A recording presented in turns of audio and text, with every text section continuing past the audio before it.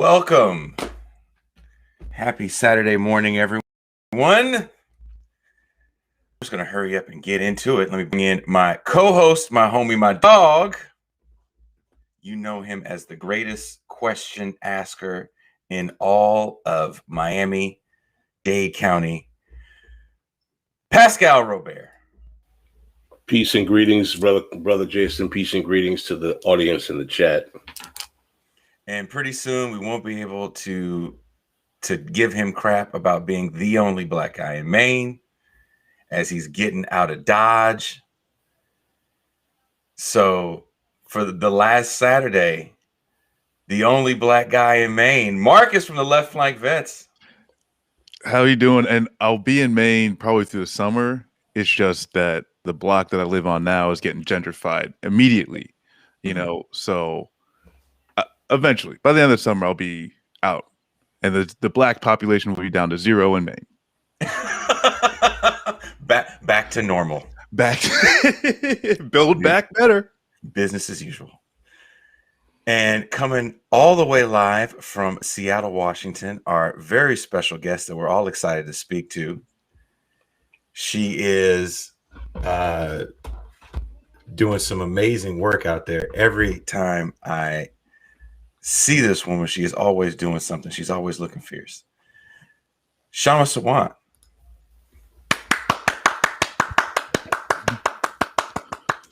Thank you for having me. Welcome. Thank you for coming on. Congresswoman, Councilwoman, aspirational. Using that physiology was aspirational, but I want to tell you how much we appreciate. We've been trying to get you on the show for a while, only because we've been admirers on your constant presence on media sources explaining your position. So I want to applaud you for your position as, I believe, the first socialist on the city council in Seattle. But I understand you're going through a major battle right now with some rather reactionary forces in the municipality, the state Supreme Court, and so on and so forth. Can you elaborate for our audience, what exactly are you facing as an oppositional force that is trying to recall your place on the city council? What is the nature of this conflict, and why exactly is this particular motivation being put forth to try to have you recalled? As you correctly said, Pascal, there is a recall campaign right now against my office, and you were also absolutely right that this is being led by really unsavory reactionary elements, not only the right-wing element in Seattle, which is anti-homeless, anti-poor, anti-people of color, anti-worker, but also big business. In fact, many of the prominent donors to the recall campaign are not only some of the biggest CEOs in general, but specifically many of the real estate barons, which is not surprising because if you look at the recall campaign, through the lens of what we have accomplished through my Socialist Council office in the 7.5 years that we've been in office, you will see that this recall campaign is a retaliation against the amazing progressive policies that we have been able to achieve, not because I am someone extraordinary, and certainly not because the Democrats on the city council were in agreement with our progressive policies and we just made some nice insider discussions and everybody was in harmony and we were able to achieve those. No, the way we won any of the victories we have won, and I'll talk about that in a second, has been because we turned our office into an organ of social struggle, of building movements of workers, renters, marginalized communities. And on that basis, we have won the Amazon tax last year to tax big businesses like Amazon to fund affordable social housing and the Green New Deal projects. In 2014, 6 months after I was elected, we made Seattle the first major city to have won the $15 minimum wage. And in the interim, we have won renters' rights that were thought of as impossible. So, coming back to my starting point, it's no surprise that many of the CEOs and rich people who are funding this recall campaign are real estate companies who, for example, just to give you one example, Goodman Real Estate is a nearly $3 billion real estate corporation with real estate holdings in the United States and Canada, and it is the most evicting landlord in Seattle. So, in other words, what this is recall is an attempt to have a do-over of the re-election that we won in 2019, despite all the onslaught of big business money and the opposition of the Democratic establishment. And that is why the left nationally and even internationally has a stake in defeating this recall.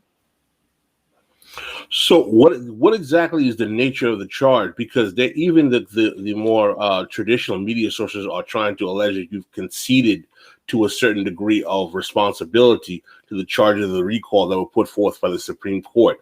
Do you want to clarify that for our audience, particularly because there seems to be a serious type of effort to paint this as something you've already even admitted to? Yes. So there are three charges in the recall campaign. It's important to note that two of the three charges are directly related to the involvement of my office and the solidarity that we have had, the unwavering solidarity that we have had with the Black Lives Matter movement. And it is quite stunning, the hypocrisy of the Supreme Court, that only months ago they threw out a recall that was petitioned by ordinary people, and I joined that petition even in terms of really urging the Supreme Court to recall the corporate Democratic mayor Jenny Durkin of this city, who between herself and the Democratic establishment and the police department and other bureaucrats in this city unleashed tear gas, rubber bullets, and other so-called crowd control weapons against peaceful protesters during the summer of protests last year. And yet the Supreme Court threw that recall out. And now, in this stunning kind of turn of events, they have slapped one of the recall charges against me for having led a peaceful 1-hour masked rally inside City Hall of Black Lives Matter protesters. And it was such a moving evening that we had in City Hall, where the protesters were in tears saying to me, this is the first time I have felt welcome in the City Hall, the first time I felt like this belongs to the public. And the recall is, the Supreme Court has approved this recall. So it really shows you how, if you examine each of the charges, it shows you how this is retaliation against a socialist council office that has unambiguously fought for working people. It's so in other words, retaliation against working class representatives who dare to go against the establishment grain. But it is also, if you look at the fact that two of the charges are related to Black Lives Matter, it's also an attempt to chill protest, and it is really trying to criminalize protest. And the third charge, and this is another thing you refer to, is a charge that somehow I violated an ethics rule for not being able to use my city council resources for a ballot initiative. But in reality, we didn't do that. In my view, the rules were sort of altered as we went. And I'm no lawyer, so I cannot speak definitively about the ethics code. Unfortunately, the Seattle Ethics and Elections Commission ruled on this matter, and I'm in no position to dispute their code.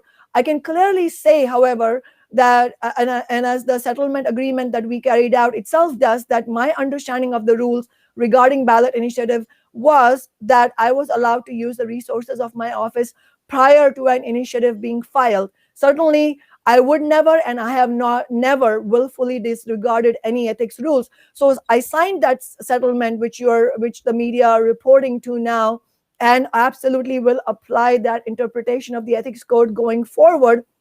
And rather than battle further on that question, I would far rather prioritize the fight to win rent control and other workers' rights. But I can say one thing unequivocally: I do plead guilty to fighting unapologetically to tax Amazon and big business. I plead guilty to spending much of the year 2020 in the midst of the pandemic, fighting alongside hundreds of other activists to make Jeff Bezos fund affordable housing. And you should see what an incredible victory this is. The Amazon tax represents, over the next decade, a $2 billion transfer of wealth from Seattle's richest people to ordinary working people and the poor, not to mention the Black community, because Black and brown community members are disproportionately affected by the affordable housing crisis in all of our cities. And this is a historic victory, not only for the Tax Amazon movement, it is a historic victory for the Black Lives Matter movement. And I want to say, Pascal is right. We have been trying to get you for the last couple months, actually. And it was with the help of one of our sometimes co-hosts that he was able to reach out and get you on the show. So let me bring him in. He's here now. Karthik. Hey guys, how's everyone? We're good, Karthik, man. We're good, man. And also in the house tonight too, she's actually handling something, and she's going to be here just really shortly. Is Green Party Vice Presidential candidate Angela Walker is here as well. Also very excited to speak with you as well, Councilwoman. Well, Kshama, I want to get beyond the details of the recall, which I completely agree with you as in an attempt to neutralize. What I'm really interested in more so is with your strong advocacy and left socialist position. I'd really like to talk to you about the broader left project in American politics and what exactly you see are the obstacles in this particular moment where we have a liberal, neoliberal administration of Biden, and we're still faced with the residue of a reactionary right-wing Trumpist force in the American political scene. What exactly are the obstacles and limitations that stopped putting social democracy or socialism on the actual table as an alternative to these two forces? If you can give us a brief explanation as to what exactly do you see as the obstacles of the new burgeoning socialist left from addressing the materialist needs of a population that is desperate for that politics?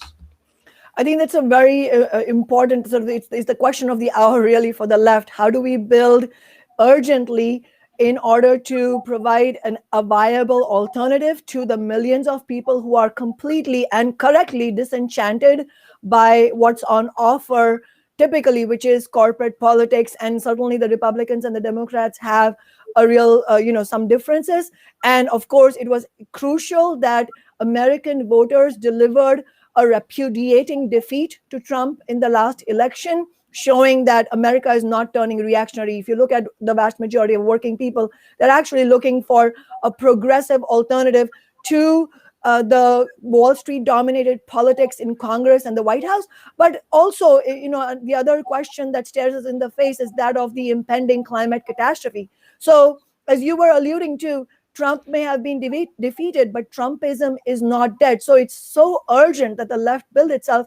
And as far as, what is stopping us from doing that, carrying that project out, as you mentioned, obstacles, I think, obviously, this has to be a longer conversation. And I really appreciate being able to discuss with you all this morning.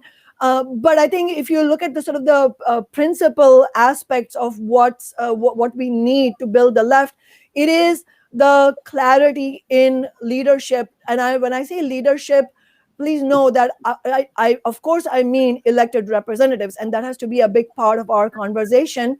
But it's also the leadership, unelected leadership in social movements, the leaders in the labor movement. So the leadership on the left as a whole has a real responsibility to present an analysis and a strategy and, of course, tactics in specific movements that will actually help the left, meaning workers, marginalized communities, and so on, win concrete victories, and also at the same time provide a vision for a different kind of society. I mean, we know that capitalism is not going to solve the problem of climate change. Capitalism will not end racism and other oppressions. As Malcolm X said, you can't have capitalism without racism. So in all honesty, we have to provide a vision for a different kind of society, in my view, a socialist society. But how do we do that? We have to do that by actually mobilizing and organizing and empowering millions of ordinary people. This is, we cannot. One of the obstacles is having this idea that, on the one hand, it's going to be superstars. And so, we ascribe superpowers to some individuals and don't understand that it is actually about empowering and organizing the rank and file of the movement. And on the other hand, we also see the left leaders, many leaders on the left, including in DSA and in the labor movement, making excuses for those same leaders, like, oh, you can't expect them to be superhuman, you can't expect them to do the right thing all the time. So I think we have to get out of this stranglehold of either some superstars will do everything versus, oh, well, they can't do everything. You cannot put these accountability demands on them. We have to get out of that kind of stranglehold and understand that what we need is leadership that two things. One, provides a fighting strategy and understands that there is no change that comes without conflict, and you have to embrace, not just accept it, embrace that conflict. Be proud of the fact that we are engaging in a class struggle, because that is how the struggle is posed under capitalism. We didn't make it happen. That is how it is. And secondly, to empower rank and file, and that is how we have won the victories that we have won in Seattle. Well, if I can ask a question, right now we seem to be like completely entrapped, as Pascal pointed out. We seem to be trapped in this like reactionary sort of framework, because we exclusively rely on seem to be relying on Congress, the United States Congress, to be passing legislation and so on. And you seem to be showing even in a city council that like you can achieve so much. So could the path forward be to transform, like, say, a state such as Washington State into a socialist state? And could that be a path forward for the left?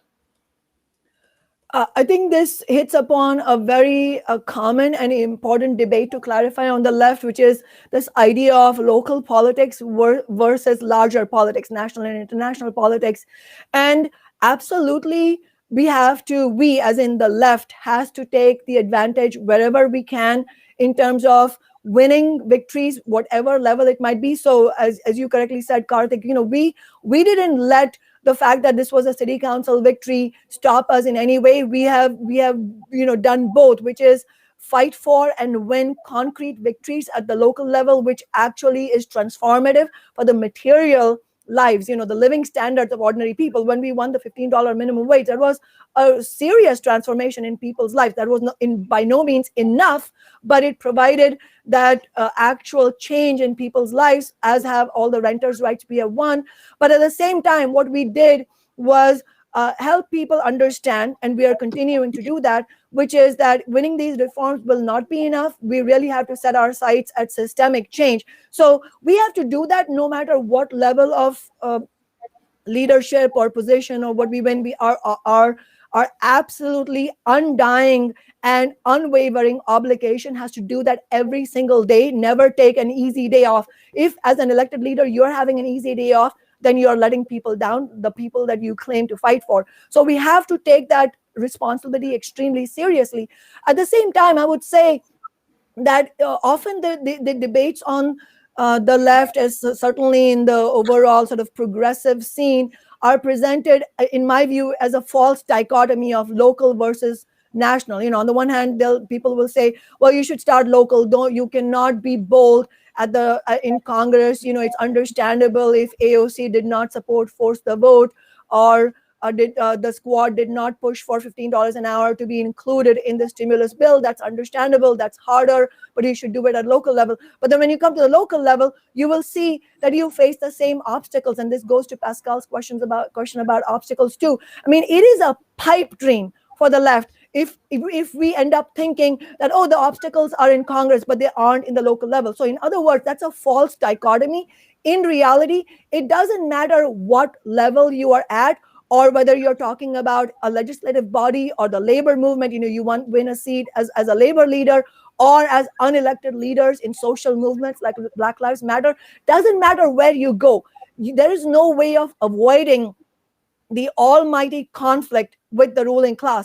In Seattle, the victories that we have won not because Seattle is a small city and it's not Congress. We have won because we have correctly understood we are going up against not only big business, but the Democratic Party establishment of this city, which absolutely controls the city. And we have made it impossible for them to not reckon with socialist politics. And the way we have done that is by turning outward and building the power of ordinary people to win victory. So when we won $15 an hour, or rather when we when I took office, and we had run our campaign pledging to win $15 an hour. At that time, I was only one yes vote on the $15 measure. So as you said, Karthik, we cannot see this through a lens of, oh, let's do legislative policy making. That's not where it's at. Where it's at is the fight back. And you build a fight back, and there's a potential of winning. So we turned that 1 out of 9 votes, yes votes, into 9 yes votes not by winning the hearts and minds of corporate politicians and even progressive Democrats, but by making it impossible for them to vote no on 15 without paying a hefty political price. So our job is to create that political price wherever we go and reject the false dichotomy between local versus Congress. No matter where you go, we will have to fight back. And I will say, just in this context, it is important to point out what just happened. In Congress, there was this important vote on a measure that included $1.9 billion, for the Capitol Police and Capitol Security after they failed to secure the building during the January 6th, takeover by the right wing, and which was extremely dangerous. But look at what the squad did. Cori Bush, Ilhan Omar, and Ayanna Pressley all voted to take the measure down correctly. But then Ocasio-Cortez, Bowman, and Tlaib of Michigan just voted present. And it shows you that at the end of the day, if you don't have the courage to fight against the Democratic establishment, it is going to spell defeat after defeat for ordinary people. So our job as the left is to hold leaders accountable everywhere. And I think I have a question more of is like how parties work, and I guess how you see your party just actually working completely different than how the Republicans and Democrats operate. They're donor based. They have to just please a select few people, and then blanket marketing their campaigns and stuff like that.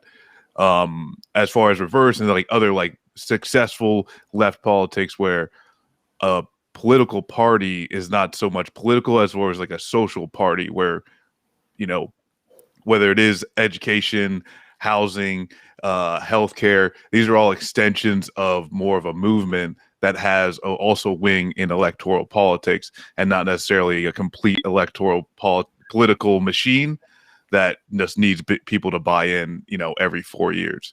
So yeah, could you talk about how you're more successful as building the party out as like a social movement and not necessarily just something where people just got to throw their ballot in?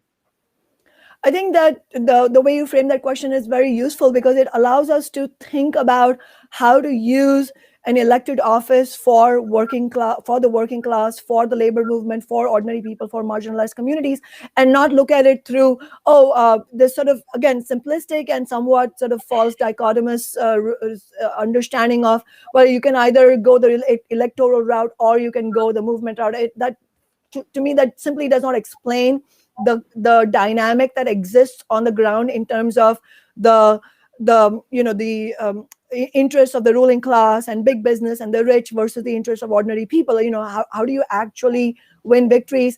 I think we have to understand that no matter what leadership position we win, that is going to be only as effective as the power of the rank and file, how democratic the movement is. So in other words, even if we win a city council office or a congressional office, at the end of the day, the idea of accountability can only come from being genuine for that office, being genuinely tied to social struggle, to social movements. And that is how we have done this. And in fact, the backbone of everything we have won, and also just everything that my office stands for, is not me individually, but me as part of course, our larger organization, Socialist Alternative, which is a nationwide organization of economic and social justice activists.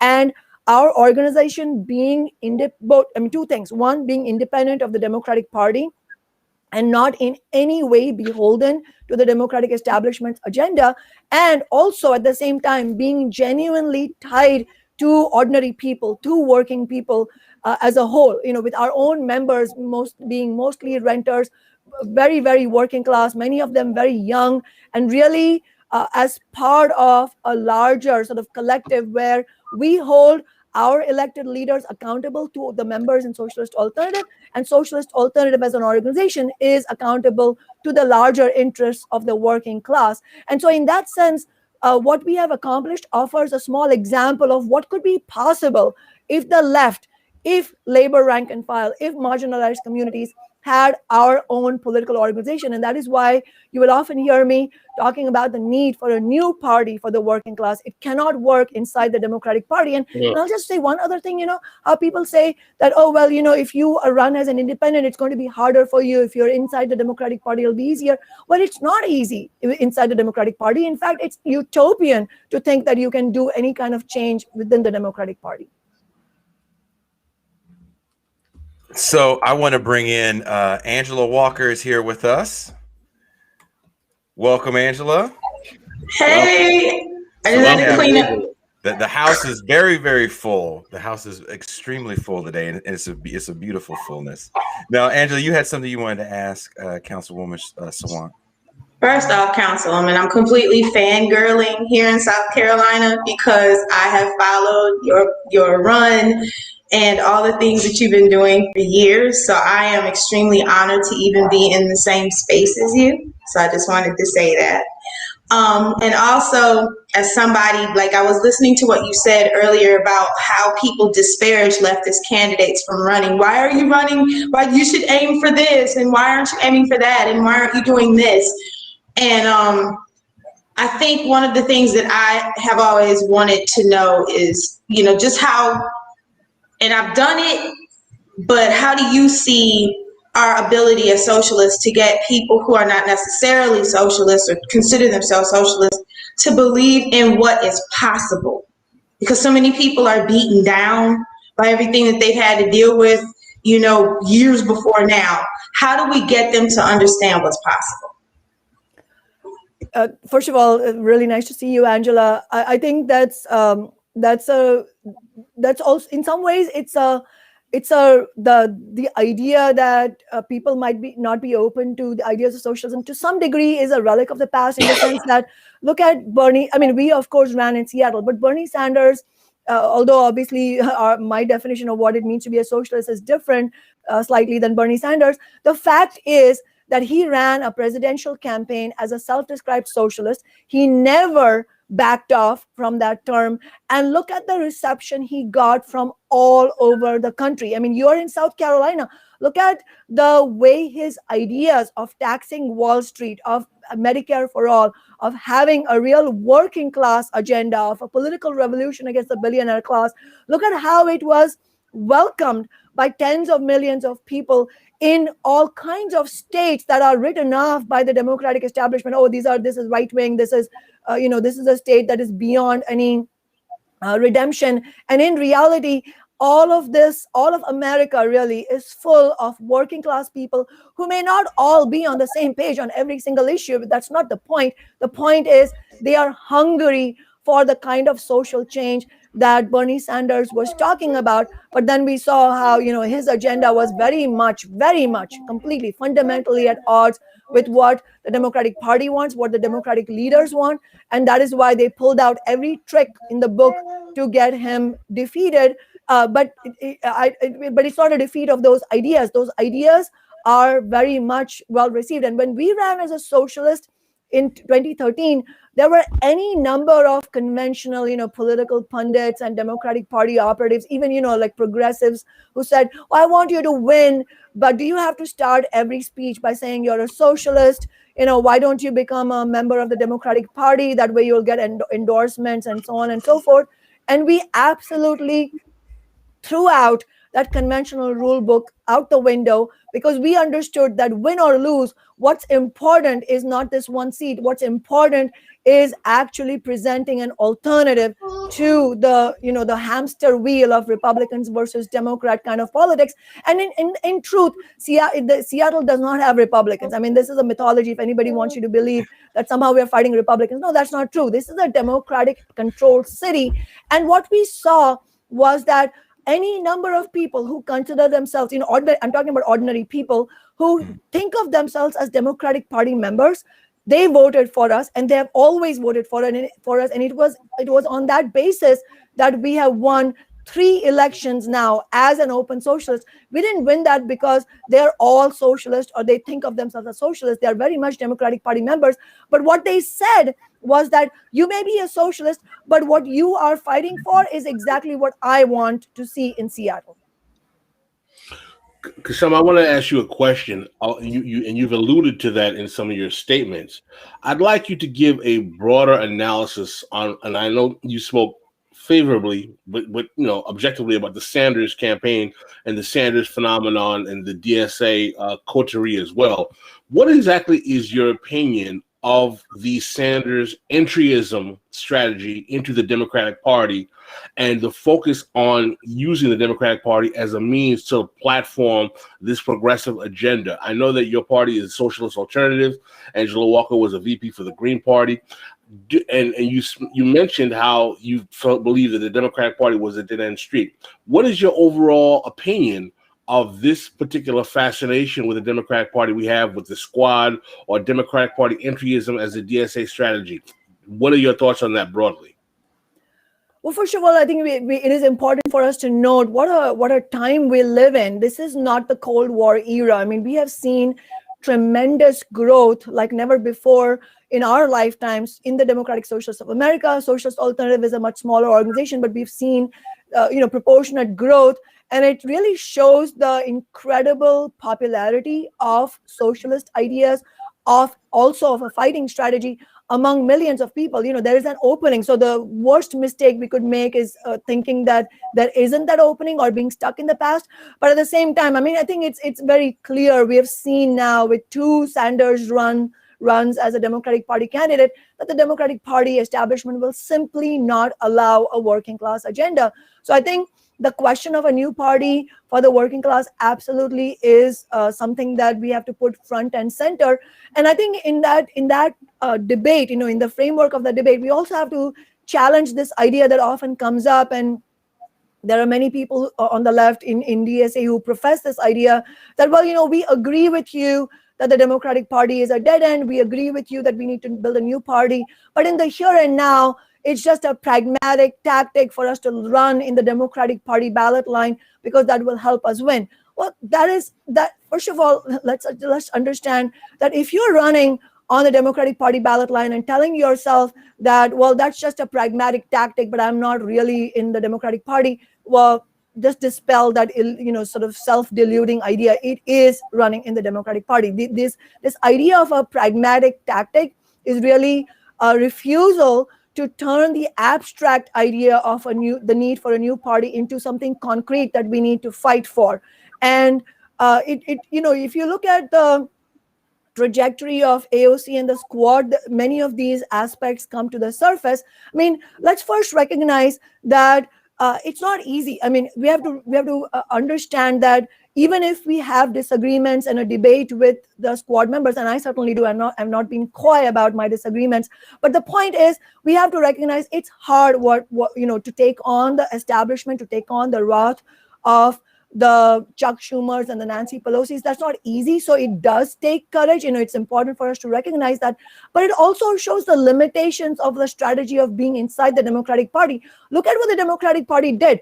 I mean, AOC herself in a New York Times article in November after the election results talked about how she feels like she's being treated like the enemy inside the party. Well, there you go. She herself has summed up why, if she's actually wanting to fight for working people, she cannot be part of the Democratic Party. She took, she made donations to Democratic Party races, which I completely disagree with. But then what did those Democrats do? They disavowed that money, saying we don't want to be tainted by your left credentials. So in other words, the Democratic Party is sending a loud and clear message to us on the left that we don't want you, we don't want your agenda, we are hostile to your ideas, we're not going to lead on $15 an hour, we're not going to lead on Medicare for all. They are giving us the message, so we better take that message. Let's freaking take that message and understand that that's not going to work. And ultimately, it is about, obviously it's about building independent politics, but it's also important to understand it's not about independent in name. Independent means independent of the agenda of the Democratic Party, and that has to show up everywhere you go. In other words, see the contrast between the valiant and successful teachers' strike in West Virginia, where the rank and file leaders of the teachers' unions defied the establishment-tied statewide and national leaders of the same union in order to keep the strike going, in order to keep unity among all the public school workers, and win victories that the top leaders didn't think were possible and weren't maybe that interested in winning those kinds of victories. Compare that to what the National AFL-CIO has just done, where they have agreed to a New York legislation, which is actually union in name and actually a step backward for the union movement. So my point is that wherever you go, what it means to build independent politics is not a separation from the Democratic Party in name only, but in substance, fighting for a real working class agenda, which absolutely will mean conflict with people at the top wherever you go. I wanted to ask you, to what extent do you see Hindu caste politics or types like that from diaspora, from different cultures from around the world, played a role in both grassroots organizing as well as at the Democratic Party level, and how do you manage to stay out of it, or how do you incorporate it in your organizing, and how do you make sure that it doesn't interfere with the priorities of working class politics? I think this is a very important question, because it sort of relates to the need to build international working class solidarity. And so, and of course, we see these aspects entering the political debate inside the United States as well, because of significant populations of the South Asian community in many of our cities. And even there, what we see is, again, there is a whole section of young people who are looking for left politics. They are pushing, they not only marched in the Black Lives Matter movement, but they're also pushing back against the horrendous reactionary Hindu fundamentalist ideas put forward by Modi and the BJP regime.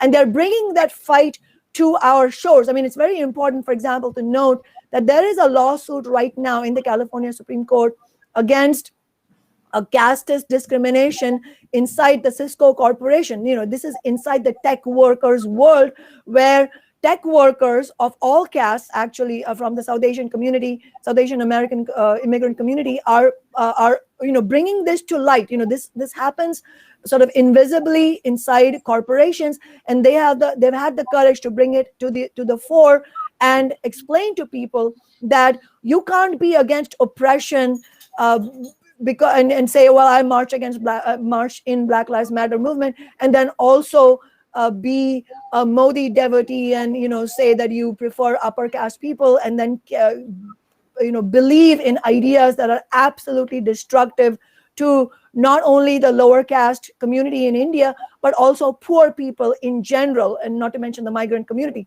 So in other words, what young people are recognizing is that you cannot have the mantle, you cannot wear the mantle of a fighter against oppression unless you understand that capitalism is a global system, and that fighting oppression and fighting for, fighting to end worker exploitation, by definition, has to be an internationalist fight. And we have used our office in that way also. For example, in the January of last year, we had a whole movement here in Seattle against Modi's reactionary, anti-Muslim, anti-Dalit, anti-poor new so-called citizenship laws. And when we brought a resolution forward to the city council, there was a complete uproar from as I said, there are 8 Democrats on this council. I'm one socialist, and there was an absolute uproar ranging all the way from, well, what does this have to do with city agenda, to which of course is completely absurd. Of course, these are international issues, and we have a South Asian community in Seattle, so of course it matters. But also, ranging from there to saying, well, we can't take a fight with Modi. We've just got a letter from Modi's Indian consulate in San Francisco saying that we are misinformed. What if you are misinforming me? I mean, the council members, Democrats, actually said that to me. What if you're misinforming us and that's just your view? And so we were able to fight back against it, but only because Absolutely hundreds of people mobilized. And it wasn't only Indians, it was people who have emigrated from Pakistan, from Middle East. Everybody stood together and understood that we have to fight back against it. Similarly, just weeks ago, we won a resolution on the city council demanding that Biden not be an obstacle to the WTO, removing the WTO patent restrictions on vaccines being able to produce generically in countries like India and South Africa to potentially save millions of lives. So all of this shows concretely how we can actually bring an international agenda and tie it to local politics. Councilwoman, how are we on time with you? Are we still good with time with you? Probably like 5-10 minutes, and then I have to go. Okay. Pascal, you want to ask a question? Yeah, I had a question about the way in which particularly the Black political class that is wedded to the Democratic Party in the 2016 and 2020 election was used to pivot the Black electorate, particularly in the South Carolina primary, to Joe Biden and Hillary Clinton and neutralize the Sanders primary. Exactly. Now, I understand in places like Seattle, where there is not a large Black population, that may not be a factor. But what exactly are the steps that the left has to take or is not taking in effectively penetrating the infrastructure of the Black political class to try to necessitate the presence of Black working class people in a left politics that benefits them? And why isn't there more strategic attempt by this new coterie of the left to penetrate that infrastructure to include large segments of the Black community in that type of politics? In my opinion, you may disagree if that's the case, but I'd like to hear your thoughts. Sorry, can you just say what do you think I might disagree with? Can you just? You might disagree that phenomenon is the case, that there's a lack of effort or a lack of ability, but I'd like to know what your thoughts are in terms of my overall question. First of all, I mean, we have to recognize what a shameful action that was with Congress members like James Clyburn, especially using his political clout to, as you said correctly, neutralize the Black, working class demand for the kind of program that Bernie Sanders was running, and to essentially hand over the election to Joe Biden on a gold platter. And it really shows you the limitations, and these could be, it could be fatal to the left for our movements, let alone for any, systemic change away from capitalism, if we did not understand the absolute pitfalls of that kind of identity politics, where you say, well, James Clyburn is Black, so we have to follow Black leaders, and we see that often, and we see this, and it's nothing unique to what's happening inside the Black leadership. It's also something you observe in India, for example, my home country, Karthik's home country, where what's happening really is that worldwide, including in the United States, but this is absolutely at this moment a historic international phenomenon, that hundreds of millions of people, young people especially, are understanding that this system is not working for us. There is anger against the rich. There is anger against bourgeois politics. There is a real search for alternatives. And so when historically, we can see that whenever the forces of social change, of let alone, revolts and revolutionary movements start coming up to the fore, you will see those counter forces also being developed, because the ruling class and the forces of capitalism have to defend themselves, and they will come up with not only specific fight back for their own interests, for example, like the recall that we're facing here, which is a concrete fight that they are carrying out against socialist politics, but it will also come in the form of a systematic and ferocious ideological offensive against working class solidarity. And so if the left does not only watch out for this, but actually present a real analysis that allows working class people to unite, not on the basis of brushing aside the questions of specific oppression, but precisely on the basis of explaining that the fight against oppression is related to the fight for working class people, for working class gains as a whole. Unless we make that connection and not only make it concrete in analysis, but show it, demonstrate in action, we are going to face setback after setback. And that's why, just to give you a concrete example, even in Seattle, we have that debate ongoing, and we cannot shy away from that debate. Just to give you one example, and if I have time, I'll give you other examples. It's a very crucial, this is a good part of the debate, which is that when we were fighting for the Amazon tax, we had begun fighting for the Amazon tax. We had launched the Tax Amazon movement as part of my third term inauguration in January of last year. And then Black Lives Matter broke out in May. And we absolutely wanted to take the Tax Amazon movement to the protests. And we had pushback from some BLM leaders. They didn't say this very openly, but in some cases they did. But there was this whole idea that, well, the Amazon tax is not a Black Lives Matter issue. That is just your social agenda. Can we focus on Black issues? Well, we disagreed. And we said that, look, we don't agree with you. We're happy to conduct an honest debate, but we don't buy into this idea that, the movement can decide its path forward on the basis of whether you follow this gatekeeper or that gatekeeper. We don't agree with gatekeeping on political ideas, period. And we will take this idea to the people themselves, to the protests themselves, and ordinary people the working people can decide for themselves whether this is a Black Lives Matter issue or not.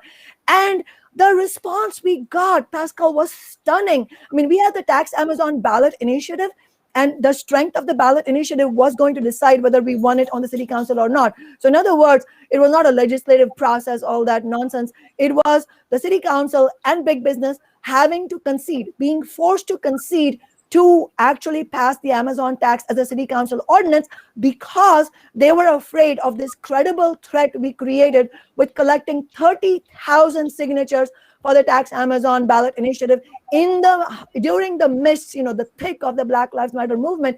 And the reception we got for the Amazon tax among Black working class people who were out there in the protest, braving tear gas and rubber bullets, was just unbelievable. We collected the signatures at the rate of 1,000 a day, and of those 30,000, 20,000 of them were collected at the protest themselves. So in other words, Black working class people spoke loud and clear, the Amazon tax is a BLM issue. So it shows you how obviously we need courage for the left to fight against the ruling class and the democratic establishment, but there also has to be courage inside the movement to fight for what we believe are the correct ideas and build democratically organized movements, which the Tax Amazon movement was, by empowering, we empowered thousands of people to come to Tax Amazon action conferences where ordinary people discussed, debated, and voted on the principal elements of the ballot initiative, our strategies, and our tactics.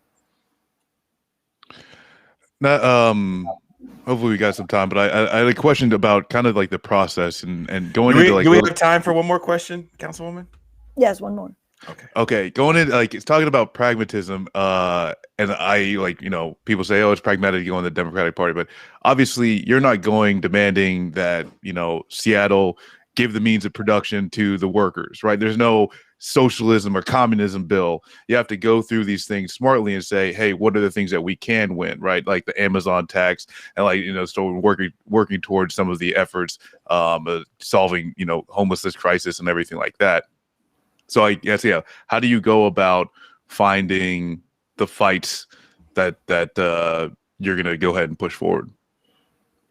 I think it's very, very important to have the approach. I think what Socialist Alternative has done, not just in Seattle, but in our interventions, for example, in the Stop and Shop strike action in Boston, our interventions alongside the workers who were attempting to unionize, which was a courageous effort in Bessemer, Alabama, and building that struggle going forward.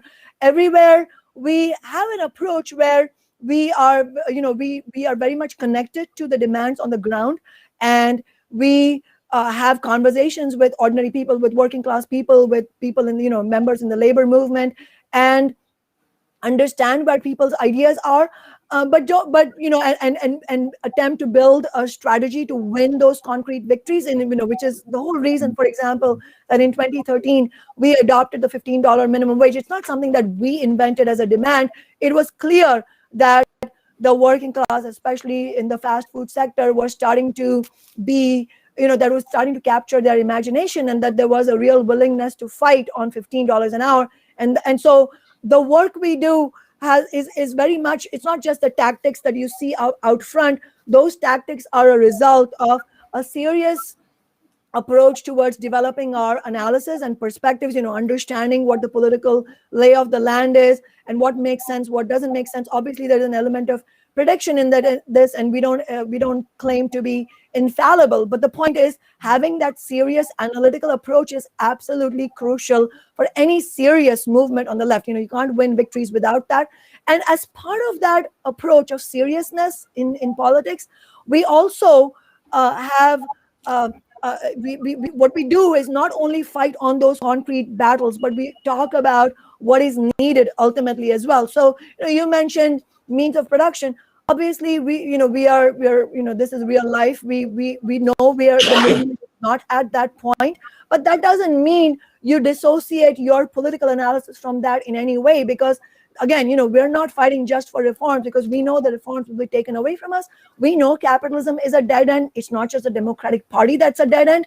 And so we do need to build the forces of socialism. But how you do that is by winning concrete victories, and more than the victories themselves, the struggle, the fighting strategies that we're able to win. That's what we are spreading more than anything else, because it's the feeling of self-confidence, the shedding of the shackles of fear, and really understanding that we can do this in this way, or in other words, specifically building a fighting strategy can actually work. Those lessons are crucial, but in addition to those lessons, it's also the question of socialism itself. So just to give you one concrete example, in 2013, 3 days after our election was certified, there was a movement in Seattle, really in a defensive way, unfortunately, because the Democratic state legislature had already given an extortionary handout to the Boeing executives and the billionaire class by giving them a nearly $9 billion corporate tax handout, which also in the process sold out Boeing machinists, selling out their pension programs and so on. And the Boeing workers were angry. And at that rally, when I spoke, I obviously spoke in solidarity with the machinists, completely condemned the shameful actions of the Democrats in the state. But also I said that, look, if the Democratic Party and if the Boeing Corporation will continue to do this, and this won't be the last time, then we have to raise the question of workers in the community taking Boeing into democratic public ownership and retooling it for public transit and other socially beneficial ideas. And at that time, many of the workers were not ready for that, and they felt that this was something that they were uncomfortable with. But since then, many of the workers have actually come up to me and said, actually, you know what, years later, I recognize that is a question that needs to be confronted. Similarly, in the struggles that we are involved with Amazon, we don't just talk about how to win the Amazon tax, which we absolutely do, how to win unionizing struggles, which we absolutely do. But we also talk about how winning any of this will be hard enough, but it won't be sufficient. We have to talk about taking Amazon, $1 trillion corporation, into democratic public ownership to be run by workers, for workers. And certainly this question is absolutely prominent related to the questions of climate crisis. The capitalism is not going to solve the climate crisis. That it has proven that. And so we do need to take fossil fuel corporations and the big banks into democratic public ownership to go towards clean, renewable energy. Well, Councilwoman, thank you so much for spending the hour with us. We truly appreciate it. Karthik, thanks again for hooking that one up. Anytime, man. Truly appreciate it. We wish you the best of luck. And is there anything we can do to help support to stop this recall on our end here? I'm in California, Pascal's in Miami, Angela's in South Carolina, Marcus is in Maine, but we'd all like to help keep you in office. So is there anything we can do and the people watching and listening can do? First of all, thank you all so much. I'm so grateful for you all, not only this conversation, which has been absolutely delightful, but also for covering the recall campaign against us. As I said before, we need the solidarity of everybody on the left. It doesn't matter where you are, whether you're in Miami or in Seattle. And I would really urge you all to check out socialistalternative.org, of course, which is the website of my organization, but also KshamaSolidarity.org, which is the campaign, our solidarity campaign against the recall. The website is KSHAMA, my first name, solidarity, all one word, .org. Please find out more about the recall campaign. If any of you who are watching this, you are able to come to Seattle and volunteer for our campaign for a few months, we would absolutely welcome that. But if you're not able to do that, we still need your help. Please make donations. Obviously, the billionaires are not donating to our solidarity campaign. They're donating to the recall. So we absolutely need financial solidarity. And also, if there are leaders in the cities where you live, left leaders, labor leaders, social movement leaders who would like to publicly support our campaign with a statement of endorsement, we really want that and we welcome that. Well, you guys heard it here. I'm going to put links up to your organization in where all the places where the chat or where the show is playing. Thank you very much for your time, and have a great rest of your day and a good weekend. Thank you. Wish you all a very good weekend as well. Thank you so much. You too as well. Peace. She brought the fire, didn't she? No doubt. Marcus, it's a beautiful sweatshirt you have. I know. I wore it just because I wanted to show you. I got it. This is Revolution merch. This is Revolution gear. That's actually Bitter Lake merch. Well, it says "This is Revolution" on it. It does. That's where the show name gets its name from. It's a lyric from a song. That being said, hey, where do I get one of those? I think I have a hoodie left. Wow. That was tour merch from 2019. It was a one-off printing. I'll never make those again. I gotta do some really quick shameless self-promotion. Tonight at 10 p.m. I'll be appearing on Our Common Ground with Janice Graham, who's in the chat. We're going to talk about a Black America in America's Weimar moment. So we're going to be talking about that theme on her show. She has me on as a guest. So if those of you who can listen, go to Our Common Ground on Facebook and check out the program tonight at 10. Janice Graham, talking truth to power for years in terms of radio spaces. And I'm going to put a link in the chat to that show as well. So I do have a surprise guest. I told no one that this person was coming on.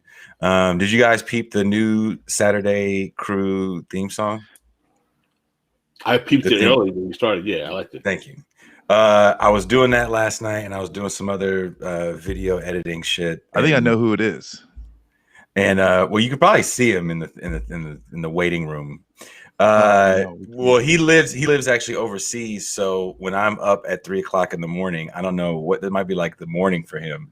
So we end up texting back and forth, and we were having a discussion about the industry and whatnot.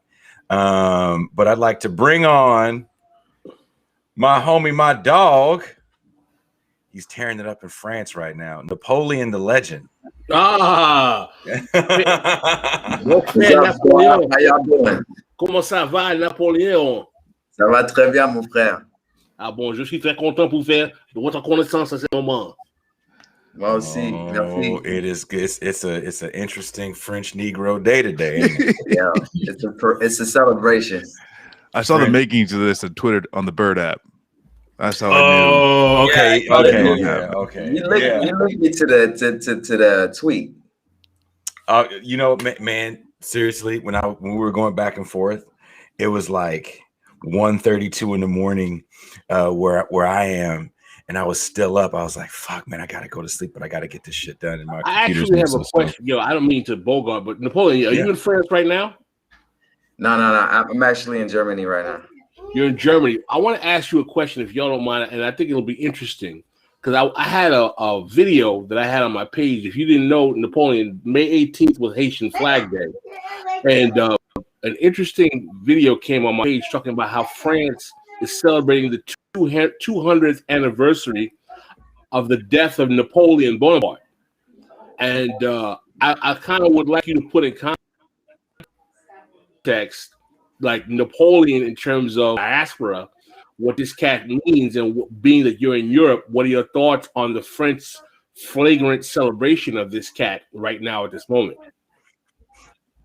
Well, you know, the French, they're very proud of their Napoleon, you know what I'm saying? And to a lot of people, and especially people from, they call over there the dum-dum, which is the departments of France overseas, and including Haiti and things like that. People, they don't really like Napoleon because Napoleon reinstituted slavery in a lot of these places.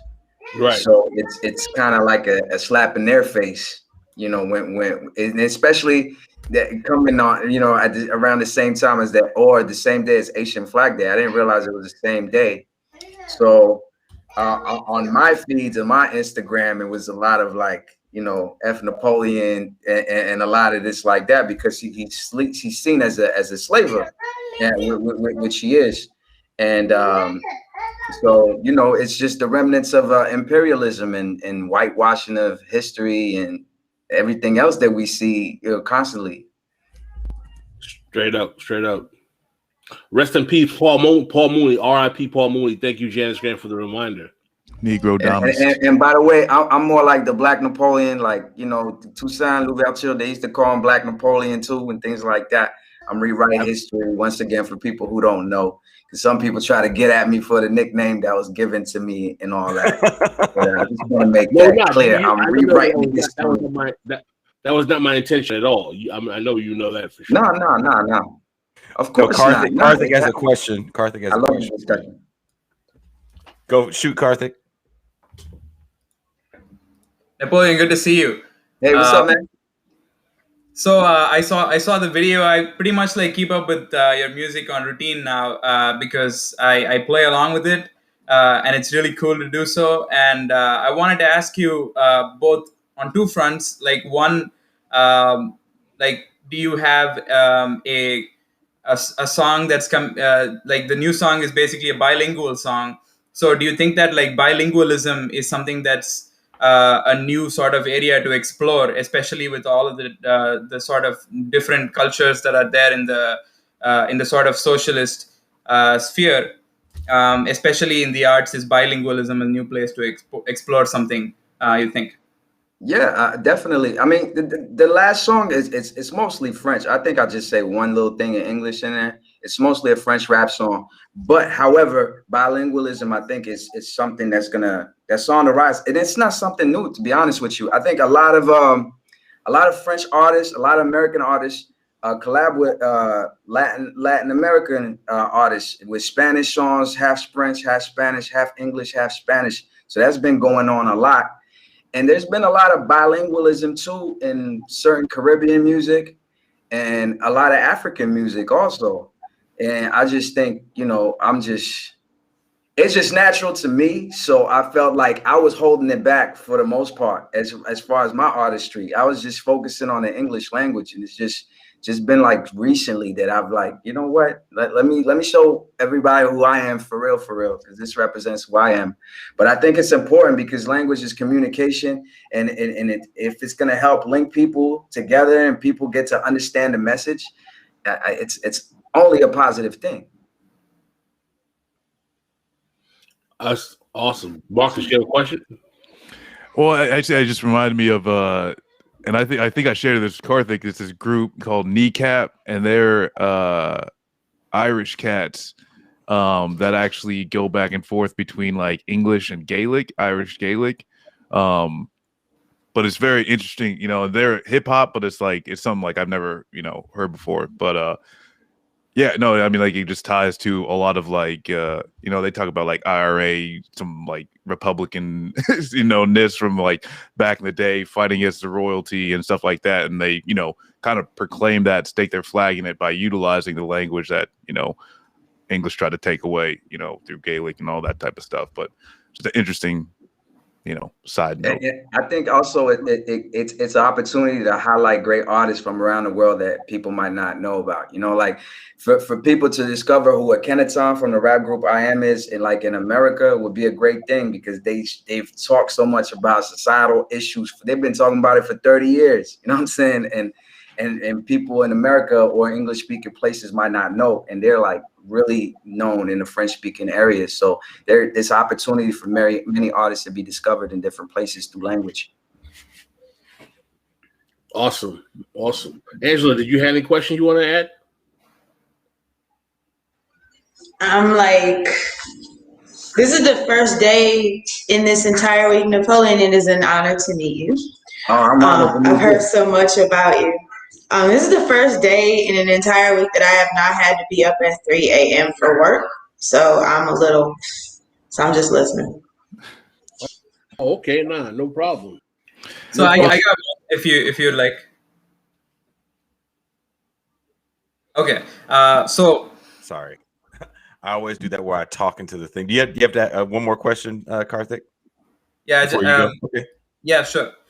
So in this kind of experience that you've had with working with Akhenaton, which I think is like extremely phenomenal, and I see that as like I don't know if it's the nature of the relationship that that reflects that, but I see it as almost like a mentorship and a sort of solidarity that that he seems to share with you or something like that, because it's like you are catching your break in a sort of way in the French rap world through this opportunity. So I wonder how much of this kind of collaboration is like sort of required for an independent artist, especially to succeed right now, and especially an independent artist who's trying to articulate some radical ideas.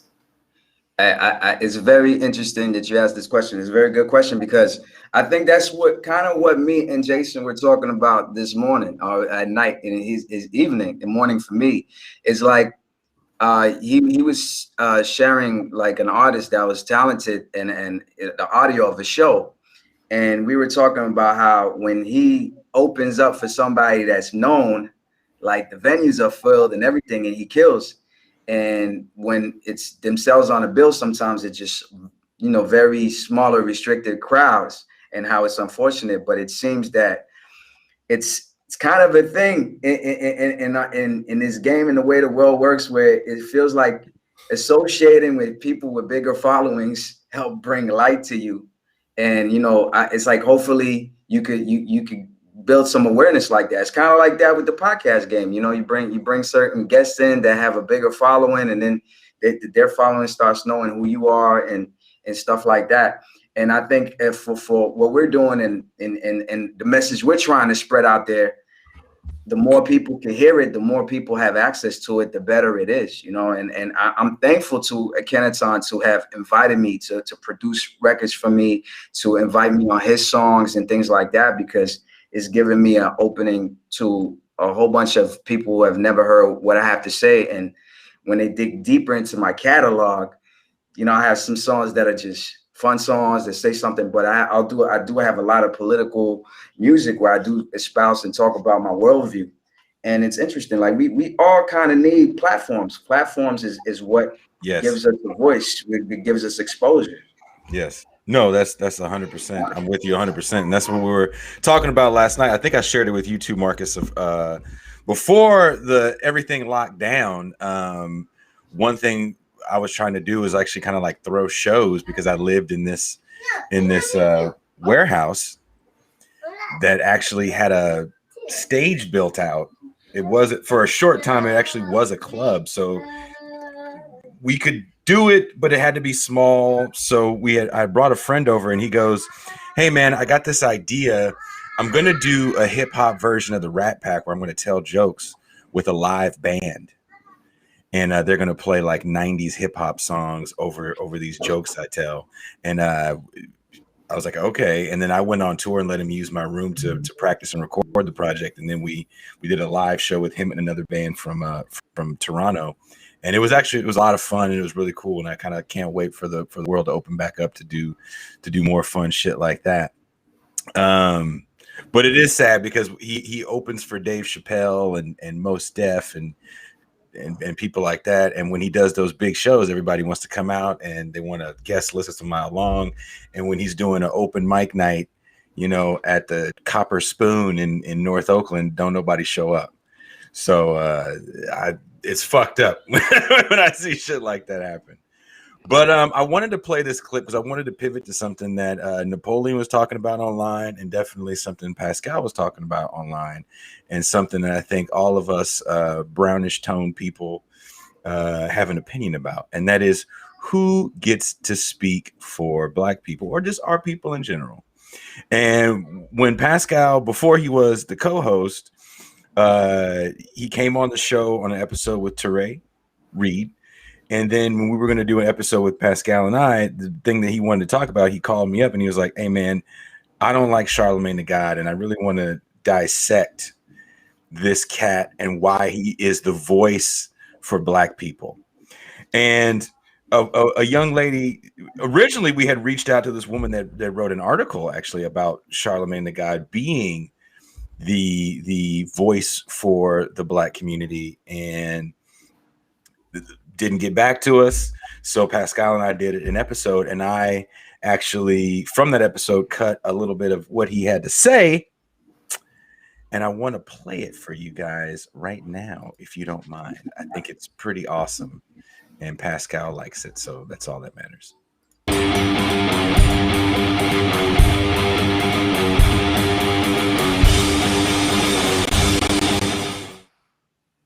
From Tony Brown's journal. I know Tony Brown's journal. I definitely know Tony Brown's journal. All right. So basically, after the rebellion and the riots in the late '60s, there was a decision that was made on the part of the media establishment in America to showcase Black voices in media, not only through television and through pop culture, but also through news. And one of the direct consequences of those rebellions was that in 1968. A television program called Black Journal was launched in Detroit, starring Tony Brown. What's fascinating, if you're interested, right? The Public Broadcasting Network has archived, and you can get it online. I think I have a link. I'll send it to you at some point. All of the episodes of Black Journal going back from '68 to like '75. It's amazing footage of Black political history and thought in live time, watching these. As a matter of fact, there's a YouTube page called Afro Marxist who actually has some clips. I follow that page. She has some clips of Black Journal. There's one where they have a whole bunch of Black leaders talking about is the future of Black America doomed, and so on and so forth, right? And I grew up in New York in the era in which I did, in the 70s, being a child of the 70s and 80s. Watching Like It Is with Gil Noble, which was the New York City version of Black Journal or Tony Brown's Journal. So we had New York, we had Gil Noble, Like It Is, you had Tony Brown's Journal, you had America's Black Forum. So these Black Affairs television shows, they generally had some kind of nationalist, Like It Is was kind of hardcore Black nationalist or kind of like cultural nationalist kind of politics. But the quality was very good. The hosts were very serious about their content, and they interrogated Black political issues with a certain level of sophistication, regardless of whether or not you agreed with their politics, where you really understood that discussing the affairs of Black people was a serious matter. It wasn't like funny business, right? Mm-hmm. So when I'm looking at Charlemagne the God as a guy old enough to remember the trajectory of Black news, going from the Black Affairs shows of the 70s and 80s to the rise of BET, the rise of Tavis Smiley, the rise of Oprah Winfrey, right?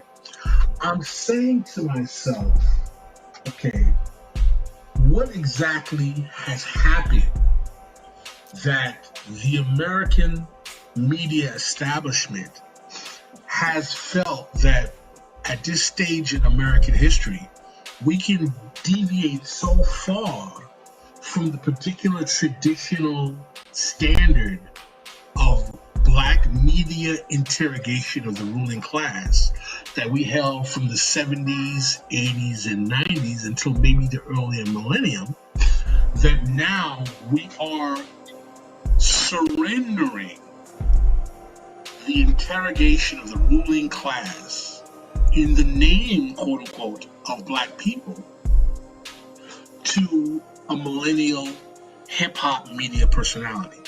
So what I'm saying is that before we even get into the interrogation of, like, you know, Charlemagne, the persona, Charlemagne, what, you know, good, bad, or indifferent, right?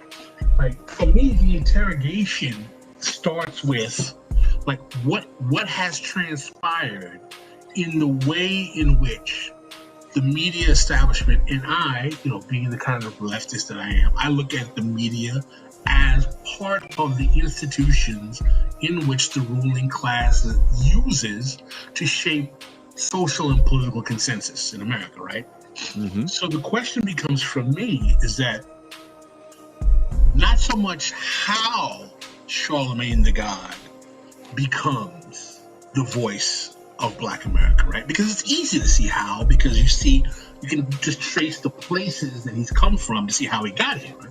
But the question is, why?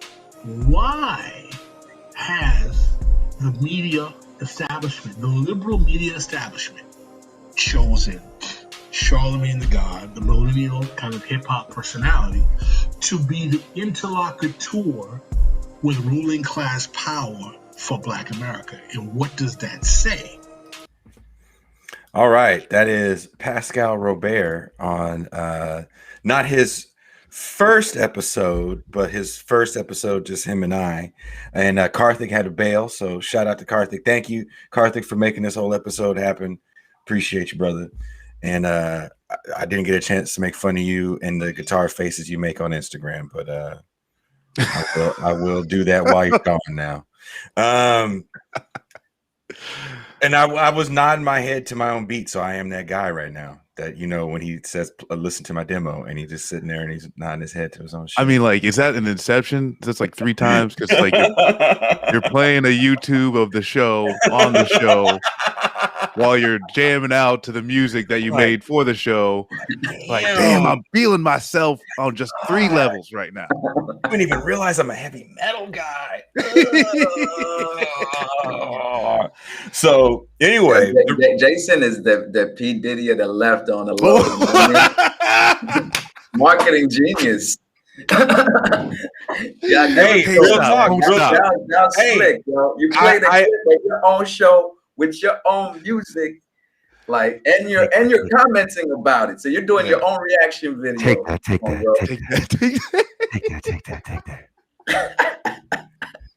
You killed that.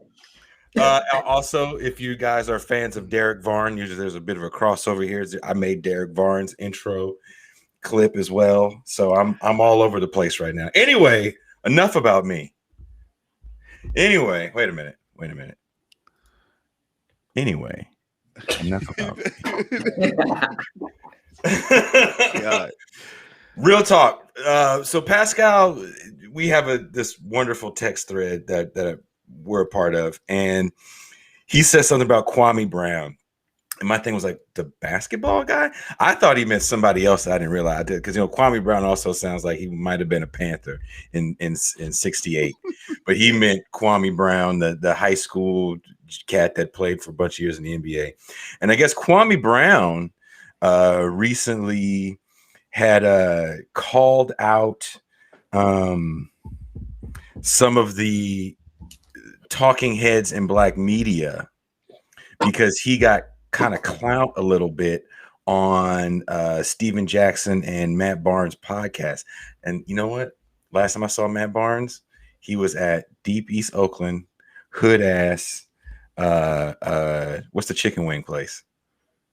Wingstop.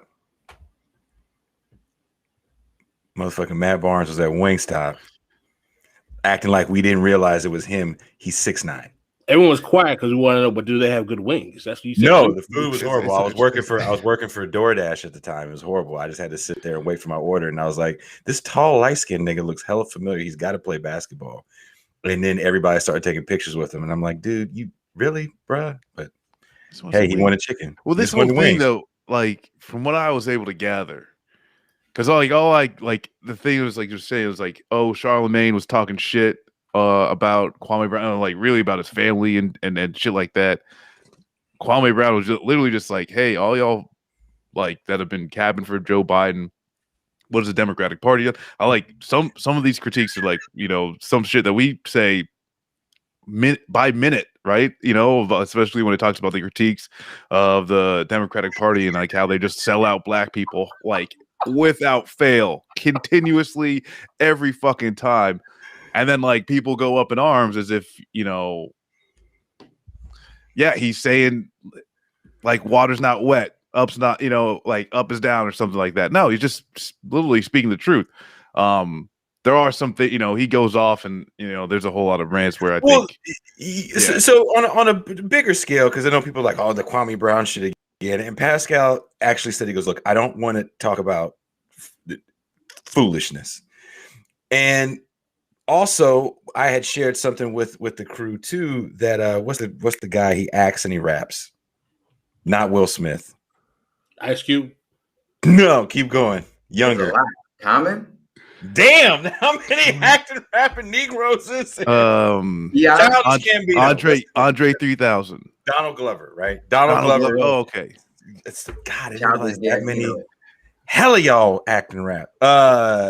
He had made a comment recently that he didn't want white people speaking for him anymore. And I share that with you guys. So there seems to be, we always talk about it here. Who gets to speak for black people? And I didn't realize that the black community was one unified monolith that one person can speak to or for. Go ahead, Pascal. I just want to get you fired up. There's a phenomenon that's going on here that I think this all exists in a larger constellation. I'd like Angela to jump in too because I wanted her to think about it. Mm-hmm. Whatever she's doing, I know that look, and she just scared me from here. Those dogs are acting straight foolish today. You got a generation of black folk, particularly under 40, who basically have not experienced any kind of benefit from this phenomenon called black politics.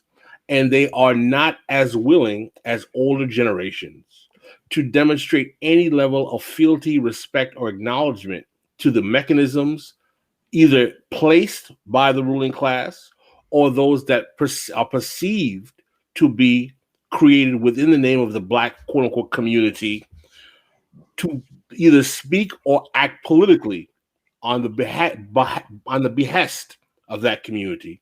And what we're seeing is that I think that this fracture is rooted in a certain class reality, but because there's been such a long distance between a materialist class politics and black consciousness, it's being rooted in stuff like, oh, he's a sellout, or he's a tool of the white liberals, or he's this and that, without realizing that this whole paradigm of collective community, of collective politics, is a politics of containment designed to limit the options of what black politics can be or won't be at the behest of the ruling class that chooses managers to keep that containment in place. Angela, if you want to jump in, I'd like to hear your thoughts. I get excited every time I hear you say that because, like I put in the chat, the private chat, that particular episode that Jason clipped is saved in my SoundCloud library because it's like, yes. And to hear you describing it as a politics of confinement, spot on. I mean, I think when you're thinking about, you know, who is selected to be, because it was a good point you made, Jason. We are not a fucking monolith. You know, you pick the most transphobic, misogynist, problematic, homophobic MF and say this is the person that speaks for black people. The most capitalist, the most non-radical that you, and I, you know, when I think of the question of why it would be somebody like a Charlemagne the God, or like, the first thing that pops in my head is this is not someone who is a threat to this system. He is not a threat. If you've ever listened to the Breakfast Club, and I got friends who do, and like somebody put in the chat, no, we don't need to look down on them. People who listen to them, you got to start somewhere. I guess. But one of the first things, if you listen to them, he's been caping black capitalism as the savior of the black community forever. This is not someone who represents a threat to the status quo. So I think when we're thinking about the people who are appointed to be speakers for the black community, and like you just said, George Dorsey, we didn't pick him, but the people that the establishment is picking to speak, hey, this is the person that we're listening to on your behalf. These are always people who are never a threat to the system, and that should make them suspect automatically to us. George, you weren't at the black election meeting for who gets to speak for black people? Because I was there and I cast my ballot. So I'm sorry for you, George. Yeah.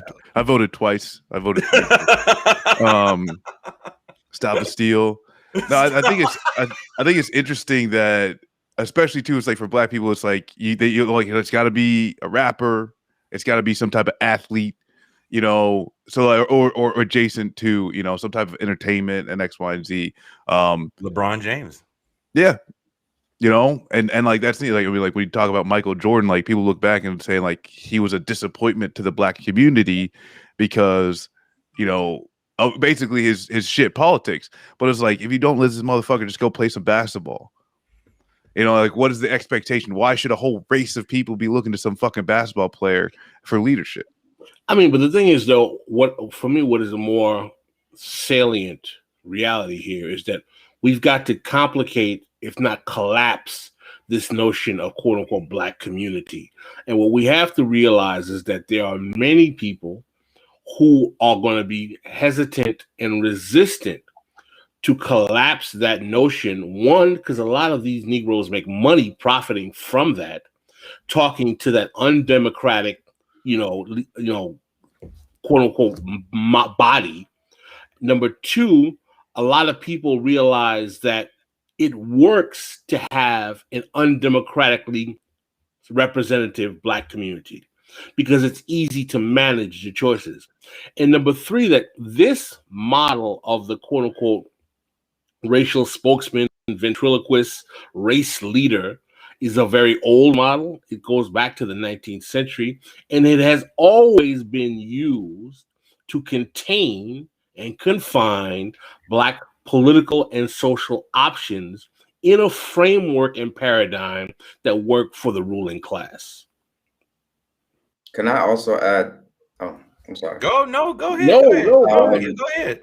Also, I think at some point, a lot of the media conglomerates also consolidated too. So that also restricted a lot of choices and a lot of diversity in the programming and everything like that. And Jason, have I ever told you my dealings, my personal dealings with Charlemagne? Nah, I think we might have had a little bit of an off-air discussion. But if you would like to spill some, when y'all said his name, that's why I smiled uncontrollably. If you would like to spill the proverbial tea, it is welcome. It is welcome. Right. Tea spilling is welcome, brother. So check it out. You get the full screen for this one. Full screen. In 2016, I put out 2 projects called Still This Mixtape. And to me, those were the projects that kind of like helped my buzz grow. The next year I was touring. I did a whole bunch of incredible things afterwards, right? So that was my alarm because I was supposed to come on soon. But anyways. Sorry. So I put out, when I put out Still This Mixtape 2, I had a song which I put out on the mixtape, and I shot a video and I released called Black Privilege, right? Mm-hmm. So I put a song. It was just an empowerment song. And it was just more like playing with words, white privilege, black privilege, whatever. A few months later, I see that Charlemagne the God is releasing a book called Black Privilege. So everybody's calling me like, yo, what's going on? And I'm like, I mean, I don't know, you know, like, I guess great minds think alike. So I was like, I was trying to see if I could get, you know, being in Brooklyn, if I could get a contact to get to Charlemagne to try to see if you have a book. I just released a video, and the video is doing really well. You know, I ended up being asked to perform Black Privilege on Fox 5 in DC. I did the Essence Fest. I did, like, that song did a lot for me, right? And I had the t-shirts done, everything already. So that's 6 months before his book came out. So just to see the time, like, he announced his book, but it came out months later. So I'm like, I have to see him. I have t-shirts made and everything. Maybe I could get a shout out on Breakfast Club. And at that time, I was still watching the Breakfast Club here and there just to listen to different stars. They have like high profile guests, and a lot of high profile guests. Yeah. You know, when Marcus said that you could only be a rapper in entertainment, he's right for the most part. But it's like you could also, it's a caveat to that. You only be one type of rapper. If you rap like 21 Savage, or you rap like Waka Flocka or something like that, you're gonna get invited. But if you rap a certain other way, you might not. I don't see a lot of rappers that speak about different things on that show, right? So I posted up in front of Time Warner because I couldn't get, in my 6 degrees separation, I couldn't get anybody to put me in front of him. So I posted up in front of Time Warner, and I was about to give up because I stayed there for hours. I see Angela E come in, I see Envy come in, and I see this white dude smoking a cigarette on the side. I'm like, yo, you know, Charlemagne, it's like, is this the right interest? Am I the other side of the building on the wrong side? He's like, no, you'll see, he'll come. And he pops out of a car, whatever. And I'm like, yo, what's up, Charlemagne? And I show him a t-shirt. I have a gift for you. And it's a Black Privilege t-shirt. And he's like, oh, I have a book called Black Privilege that's going to come out. And in my head, I'm like, man, that's why I'm here. Right? So I'm like, here you go. There's 3 t-shirts for you, Angela E, and Envy. And this is a copy of the song too. Just check it out. He's like, he says respect and goes up, right? And he had to go. He couldn't stay. He had to do the show. He was like 5 minutes before his show showing up. So that was my first encounter with him. Later on, his book comes out. I'm starting that. I've been on tour. I went overseas. I did like 14 dates in Europe. I did the Essence Fest. I was, like I said, I was on Fox performing that song live of any station. It was Fox. They called my manager at the time and everything. I did Sway in the Morning. And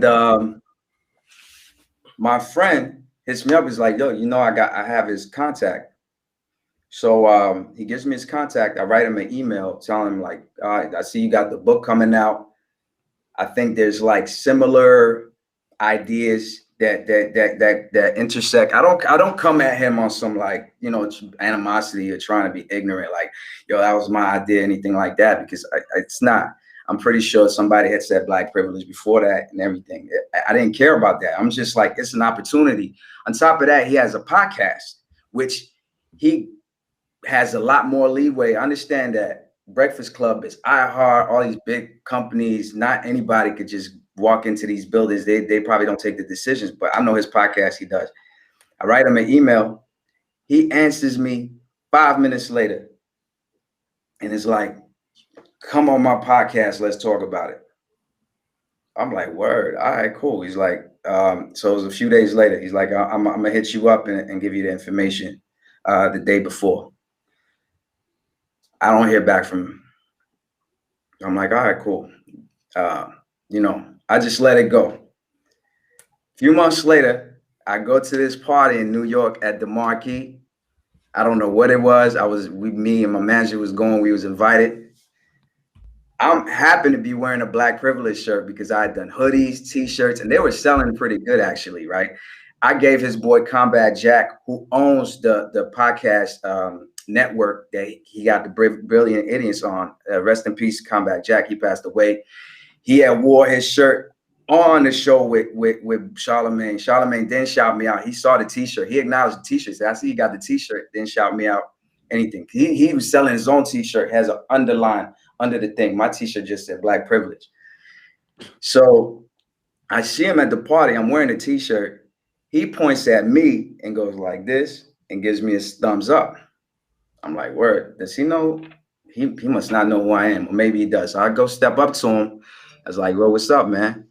I'm Napoleon. Remember when I met you, this, that, and the third, black privilege?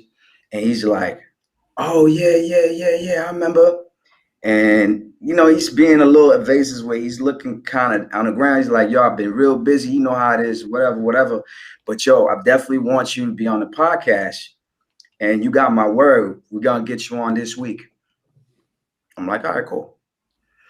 So I'm like, so how do we make that happen? He's like, my assistant right there, just you know, talk to her and she'll book it. Her assistant, we exchange information. She's like, yo, give me your information. Write me an email with your information. We'll put you in. Probably we go back and forth for probably like 3 months. Nothing. Right. And after a while, it's just like, all right, obviously he doesn't want me on his show.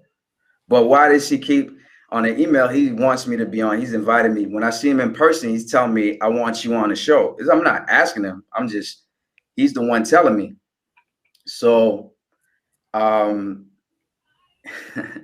can't put out names, but I get his phone number from somebody that's pretty well known. Who's like, yo, why don't you just call him, right? And I ended up bumping with this guy in Atlanta. I give him a call and he picks up. First thing he says is like, he's like, yo, who this? I'm like, Napoleon. He's like, yo, why didn't you come on the show last week? I told him because I wasn't invited. You know, I would have came through if you asked me. Like, Jason, you asked me to come on the show today. I'm here, right? Mm-hmm. So he's like, oh, they said that you invited, but you ain't show up.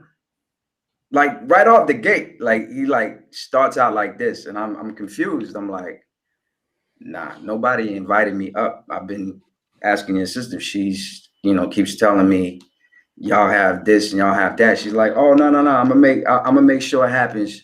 Hit her up, and then after that, like that's how the story ended, quote unquote. But just to let you know that not anybody could go on these type of shows. And I think there's certain conversations they might not want to have for one reason or for the other. And I'm not going to do a guessing game as to why he didn't want me on that platform talking about a book where it was, I wasn't going to come at him with no animosity. I made that clear that it wasn't nothing like that. It was just to like spread the love and everything like that. And that was my experience. Like, you know, with Charlemagne the God. And it's a true story. And I never wanted to like put it on blast or anything like that before, like, you know, the subject came. But, you know, at the time it really confused me, you know, and that's the reason why somebody gave me his phone number. It was like, yo, that's not right. Like, just hit him up. I don't know what's going on. Like, he should have you on. Like, you guys are talking about like Black empowerment. You guys are talking about this and that. You're at the Essence Fest talking about Black privilege. People are getting behind. Why isn't he getting behind the same so-called message he's preaching on his platform or what he's supposed to represent? It's different bank accounts. Same message, different bank accounts. Paul Prescott is in the chat talking foolishness. Such a Steve Harvey. Angela got something to say. You want to say something, Angela? I'm happy. I'm sorry that happened to you, Napoleon. And I'm also gratified to hear about this because it just points to the fact that this cat is disingenuous as fuck.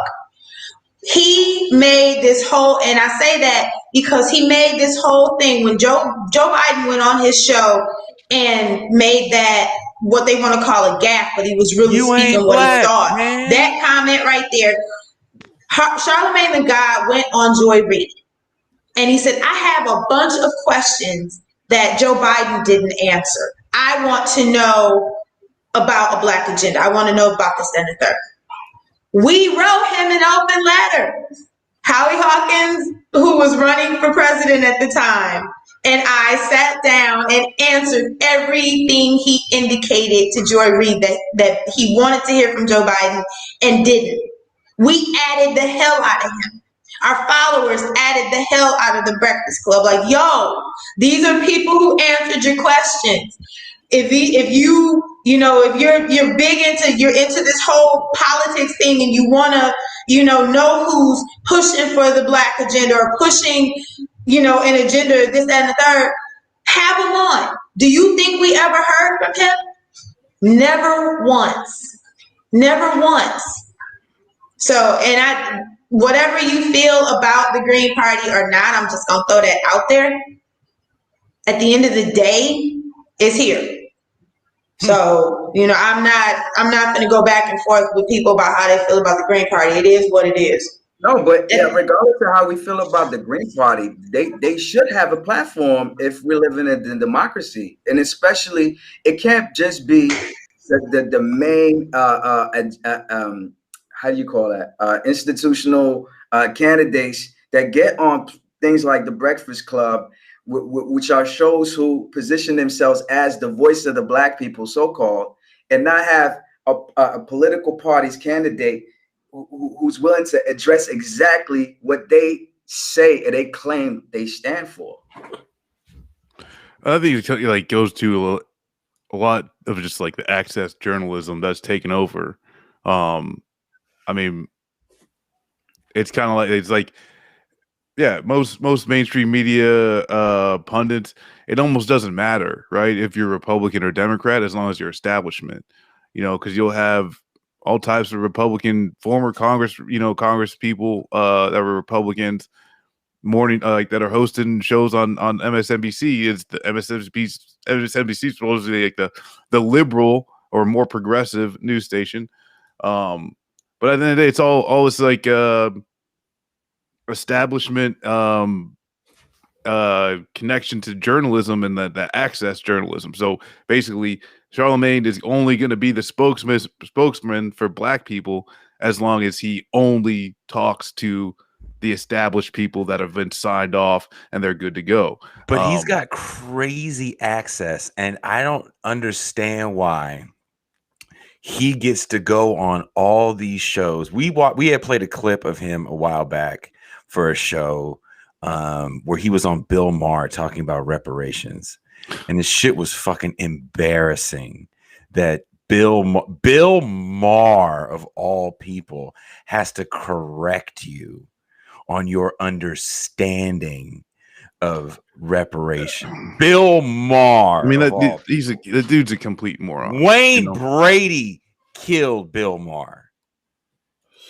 I mean, I think the larger thing that we have to understand, right, is that we're coming into a place where the economics of this country are increasing precarity across the board, regardless of race. But it's very important for the ruling class to make sure that the charade of Black politics and quote unquote Black community is in place with people like Charlemagne and media personalities and rappers and so on and so forth, recycling talking points like it's 1972 as if they've invented something new vis-a-vis this concept called Black politics, whether it's quote unquote reparations, whether it's quote unquote Black capitalism, whether it's anything. None of this stuff is new. It's all been tried and talked and discussed before. And it's all really just kind of recycling all of this kind of like, Black power era politics without understanding the context of how exactly the class makeup of the Black community facilitated that did not work. And why is it that we have a bunch of literal millionaires acting like they can talk for the majority of Black folk who are basically working class people, where they can literally go on and say things like Black folk don't care about no political economy or Medicare for all or federal jobs guarantee.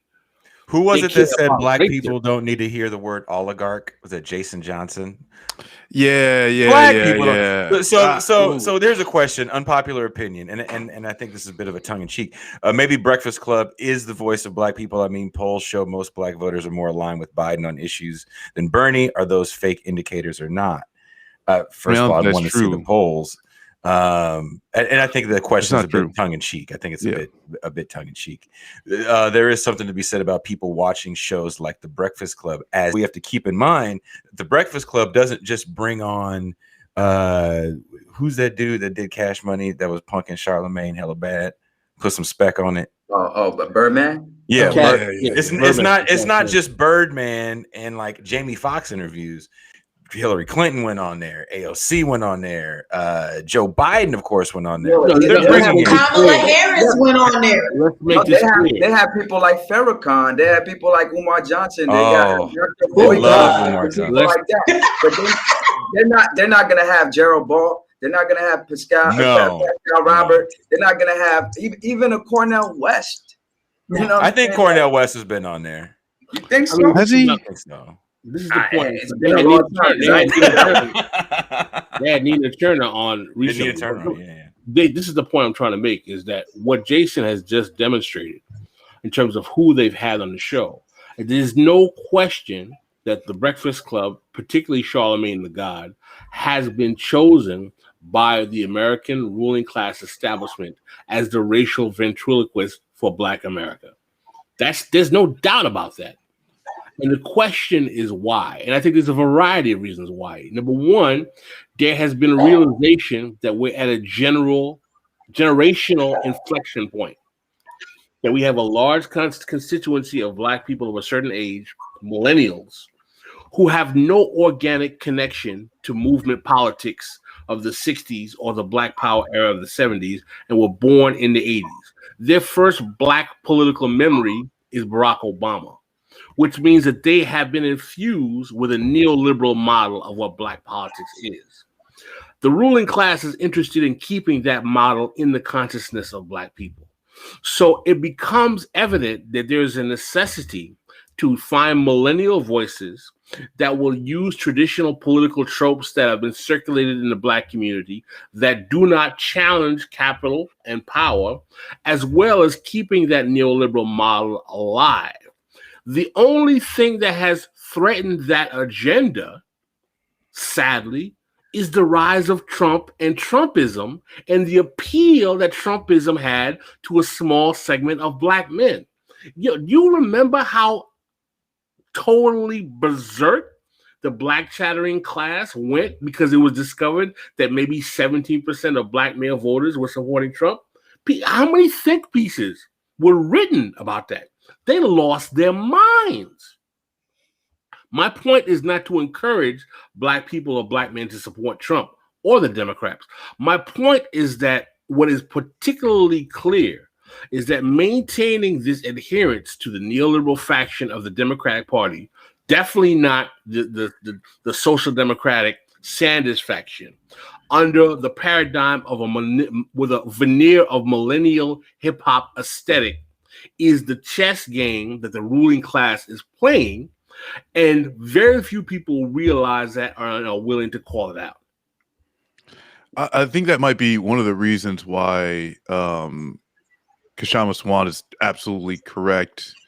You know, Angel as well. You know, let's say it's like there's only so much. You know, the limit of the Democratic Party is vast.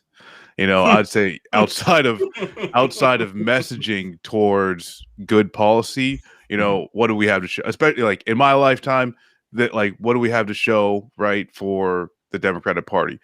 Messaging, right? At best, been able to bring some decent policy to the forefront, right? For the Sanders campaign, through some of the things that some, you know, especially like I think now with like, you know, the Israel actually being held accountable in some sort of way for the, you know, there are things that are now being brought to the forefront that without them wouldn't be.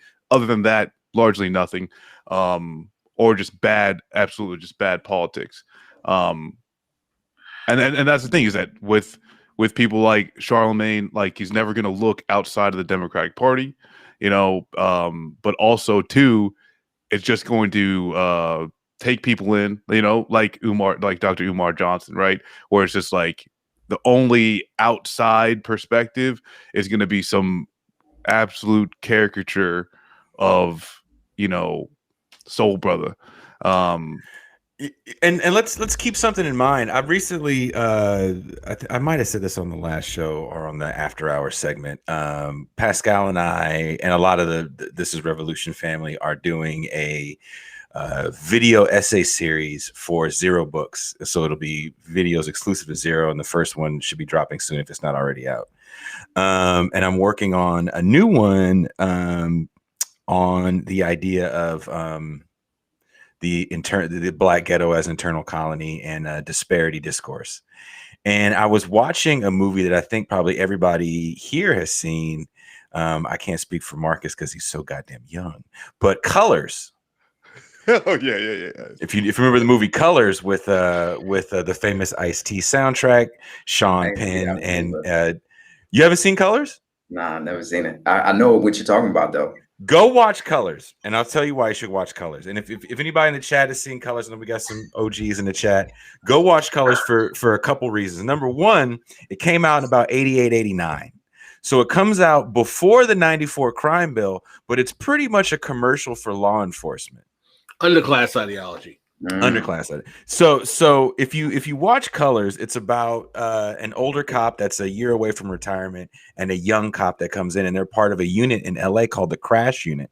And the Crash Unit was a very technologically advanced police unit in Los Angeles that was designed to fuck up gangs.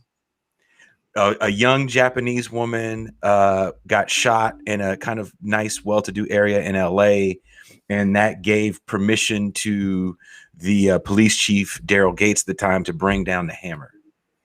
And the Hammer was these Negroes and dirty brown people in the hood are in gangs, and we need to stop gangs. And also we have to keep in mind that there was a lot of push from people in the community as well, because again, watching a movie like Boys in the Hood, where Larry Fishburne is a guy breaking his house and takes a cop forever to get there.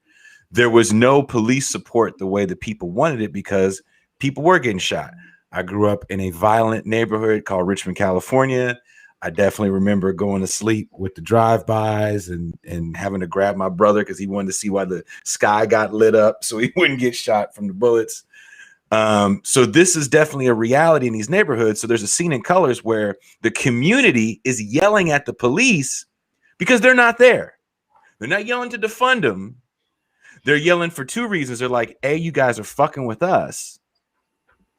And B, you're not fucking with the right people, pretty much is what they're saying.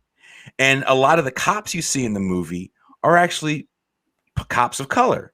There's a lot of black cops in the movie. There's a lot of Latin cops in movies, even Asian cops in movies. Because let's just be honest. That's a job that brothers can have and get a pension and benefits walking in the door. So we all probably got cops in our family.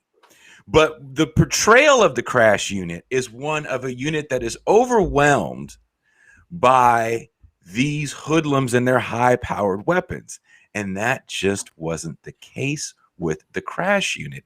In real life, these motherfuckers had tanks.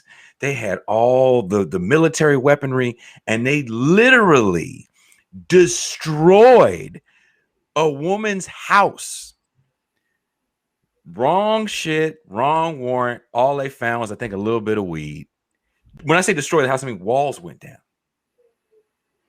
Real quick, go ahead, policy. We spend more on policing, and like the United States government, we spend more on policing and incarceration than the Chinese government spends on their military. Like everyone knows that, like our military spending out the ass. There's no point, right? We win. We spend more on policing and incarceration than Chinese government spends on their entire military. And the reason why I'm bringing it back, and I'm going to circle back to actually what you said, there was a black chattering class, even of the left, I'm talking the Panther left, that spoke about the drug dealers and the pimps and the hustlers as people that needed longer sentences. And another thing that was portrayed in Colors that became part of the 94 crime bill was the fact that and if you read Mike Davis's City of Quartz, he talks about this. Branko Markic, I can't probably say his name wrong, writes about this in his Joe Biden book, that when Joe Biden and his ilk was pushing for stricter reforms, the one thing people were saying that were pushing back on that in Congress and Senate was, you're going to overcrowd the prisons.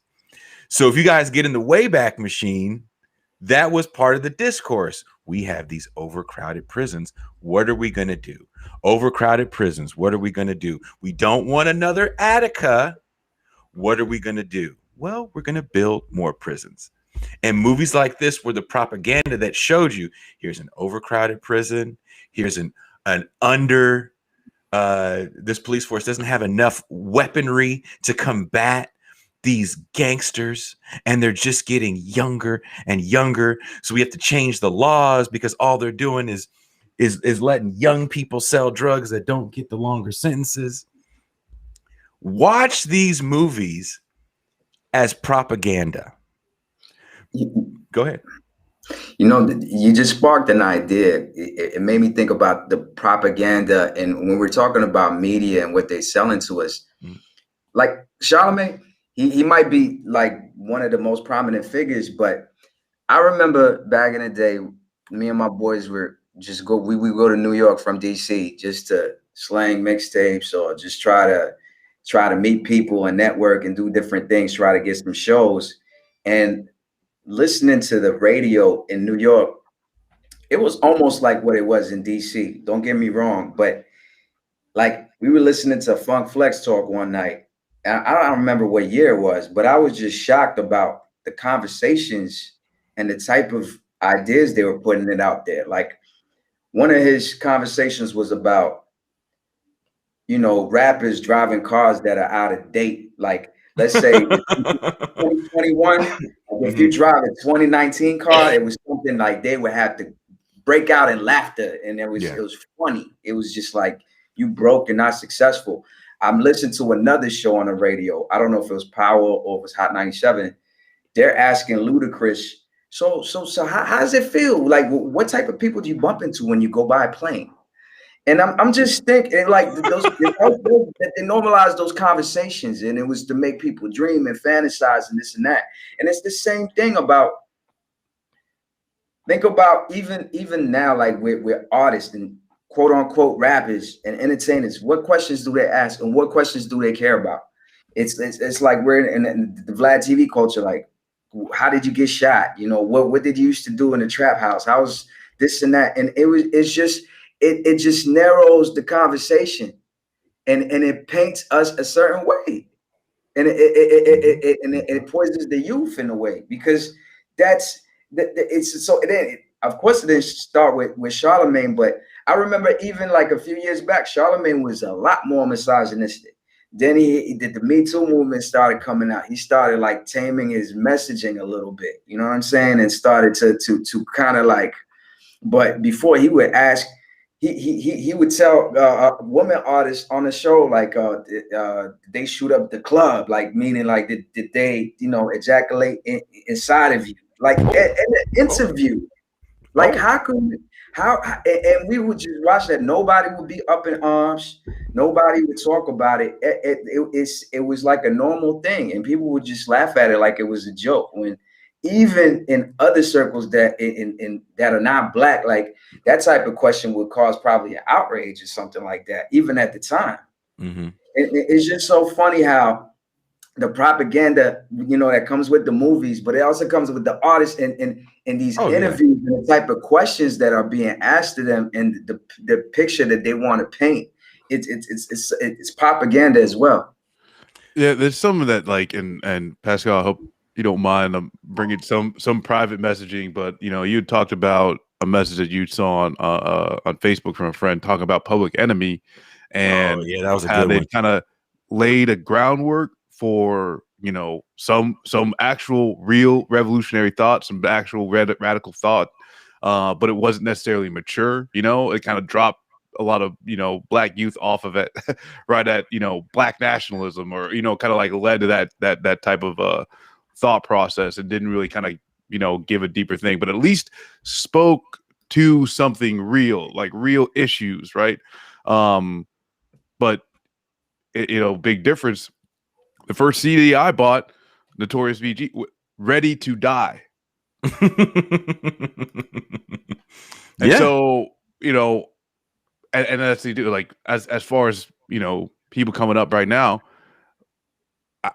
I can't imagine what a teenager's first hip hop CD is going to be now.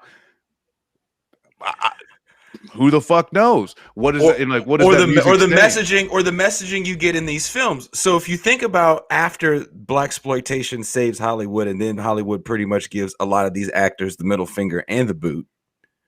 Again, we watched on Patreon. We watched Spook Who Sat by the Door. The gentleman that's the star of that movie is kind of an extra. I think he might have one speaking line in colors. And that's the last time I saw his ass in a movie. Anyway, as it shifts from hood movies, again, cheap to make, very formulaic, after Boys in the Hood, it gets even more. Watch Menace to Society is almost Boys in the Hood, scene for scene, just more violent. Then we get into the Bellies, where it's like, I don't have a message anymore. Fuck the message. I love Belly. It's just Belly's, super. This is just a new Superfly. This is what you're gonna get. one of my favorite fucking movies is Belly. It's glossy as fuck. Hype Williams did it. Look, you know why I didn't like it? It looked like a 2-hour music video. I couldn't get it. That's why I loved it. That's But they'll tell you that the last scene is a message. You know what I mean? Where the guys playing Farrakhan and he hugs DMX at the end, and DMX. They'll tell you that was a message. That's The gangster's life ain't fun. Sex and drugs the whole time. Yeah. Man, Gangster's that's life ain't there's fun. a line in that like I remember being young, being like 20 something, and just being like this, yelling that line anytime, be like, man, you're out of control. As we're born to die. In the meantime, get money. And that's something that DMX character said in the movie. Oh, and that's something that man. Well, that's something that I mean. I said that as a fucking kid, right? As a kid, wow, now that's an old movie. Yeah, but that's the thing. But it goes in line, right? The same thing, right? Ready to Die. When you talk about this, like just selling drugs, fucking live fast, die young type of mentality, and that's what a lot of people had to show for it. When Pascal was talking about like, oh hey, Public Enemy left us off kind of in a place where we're like maybe not solid politically.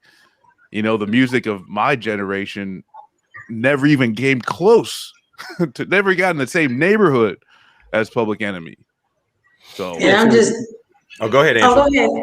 No, I was gonna touch on what you said about Ready to Die being like the thing. I'm like, damn, I'm old. Shit. Damn. Because I was one of those young people with Public Enemy. I had seen Spook Who Sat by the Door. The first time I saw it, I was in high school, and it was just like, whoa, yes, that. But this is also rhetoric I was raised with. These are people I was raised around.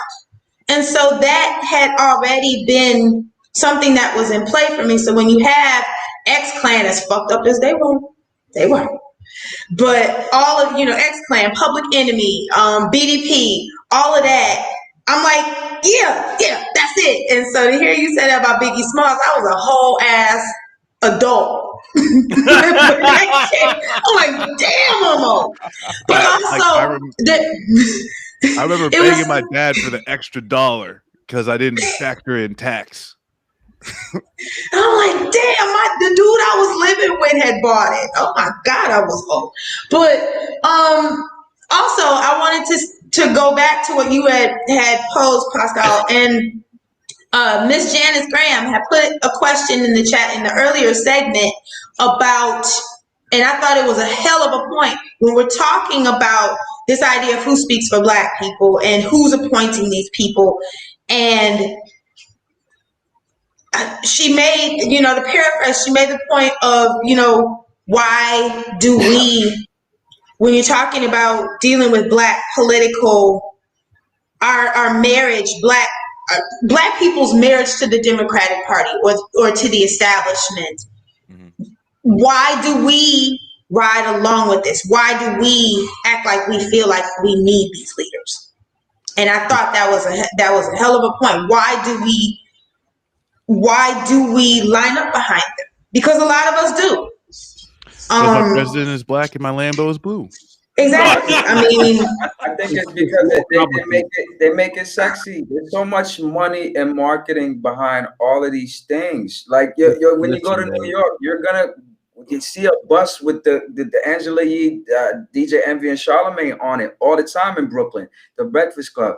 These people are making deals. They're owning restaurants. They have money, and there's a lack of education as a whole, in this country, anyways. So entertainment is where they get their education, and they want it to look sexy. They want it to look good. It's like I'm more like Marcus. I grew up to like Ready to Die and things like that. When Biggie said the streets is a short stop, either you're slinging crack rocks or you got a wicked jump shot. Like those are the type of lines that like were ingrained in my subconscious growing up. And when we were rapping, making demos, doing things like that, trying to get in the game with our rap dreams, we kind of made ourselves become that. We implicitly knew what these people wanted to hear. You had to be extra misogynist, extra alpha, gangster, whatever else, or else nobody's gonna care. Like they want to hear lines like that are shocking, and those are the people we grew up to. And a Biggie album, you're gonna get like every single bar says something where it's like, dang, I can't believe he just said that. You know what I'm saying? And all that I think stays in the psyche. And I'm going all over the place, but I'm saying like people listen to him because I think there's so much marketing dollars behind, and the platforms are so big.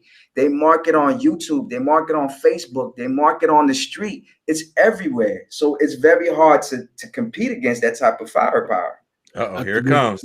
There's an element here that's really even much easier than that. Is that the reality is that the ideological superstructure of the Black community is controlled by the Black political class. The Black political class is not simply elected officials. Your Black churches, your Black HBCUs, your Black membership organizations, the Links, the Freemasons, the fraternities, the sororities, Jack and Jill. All of these institutions, all of these organizations are all connected to the Black political class, and they all work in exchange for patronage, whether that's government patronage or corporate patronage, to make sure that they keep the whole ideological superstructure of Black politics wedded to the neoliberal faction of the Democratic Party. There are institutions in the quote-unquote Black community to help foster this reality. There's a reason why I assure you that James Clyburn has the phone number of every Black pastor, of every Black graduate chapter of a fraternity, sorority, of every Freemasonic hall is in his Rolodex, because he knows who he has to dispatch when it comes to election season. That's how Black politics works, man.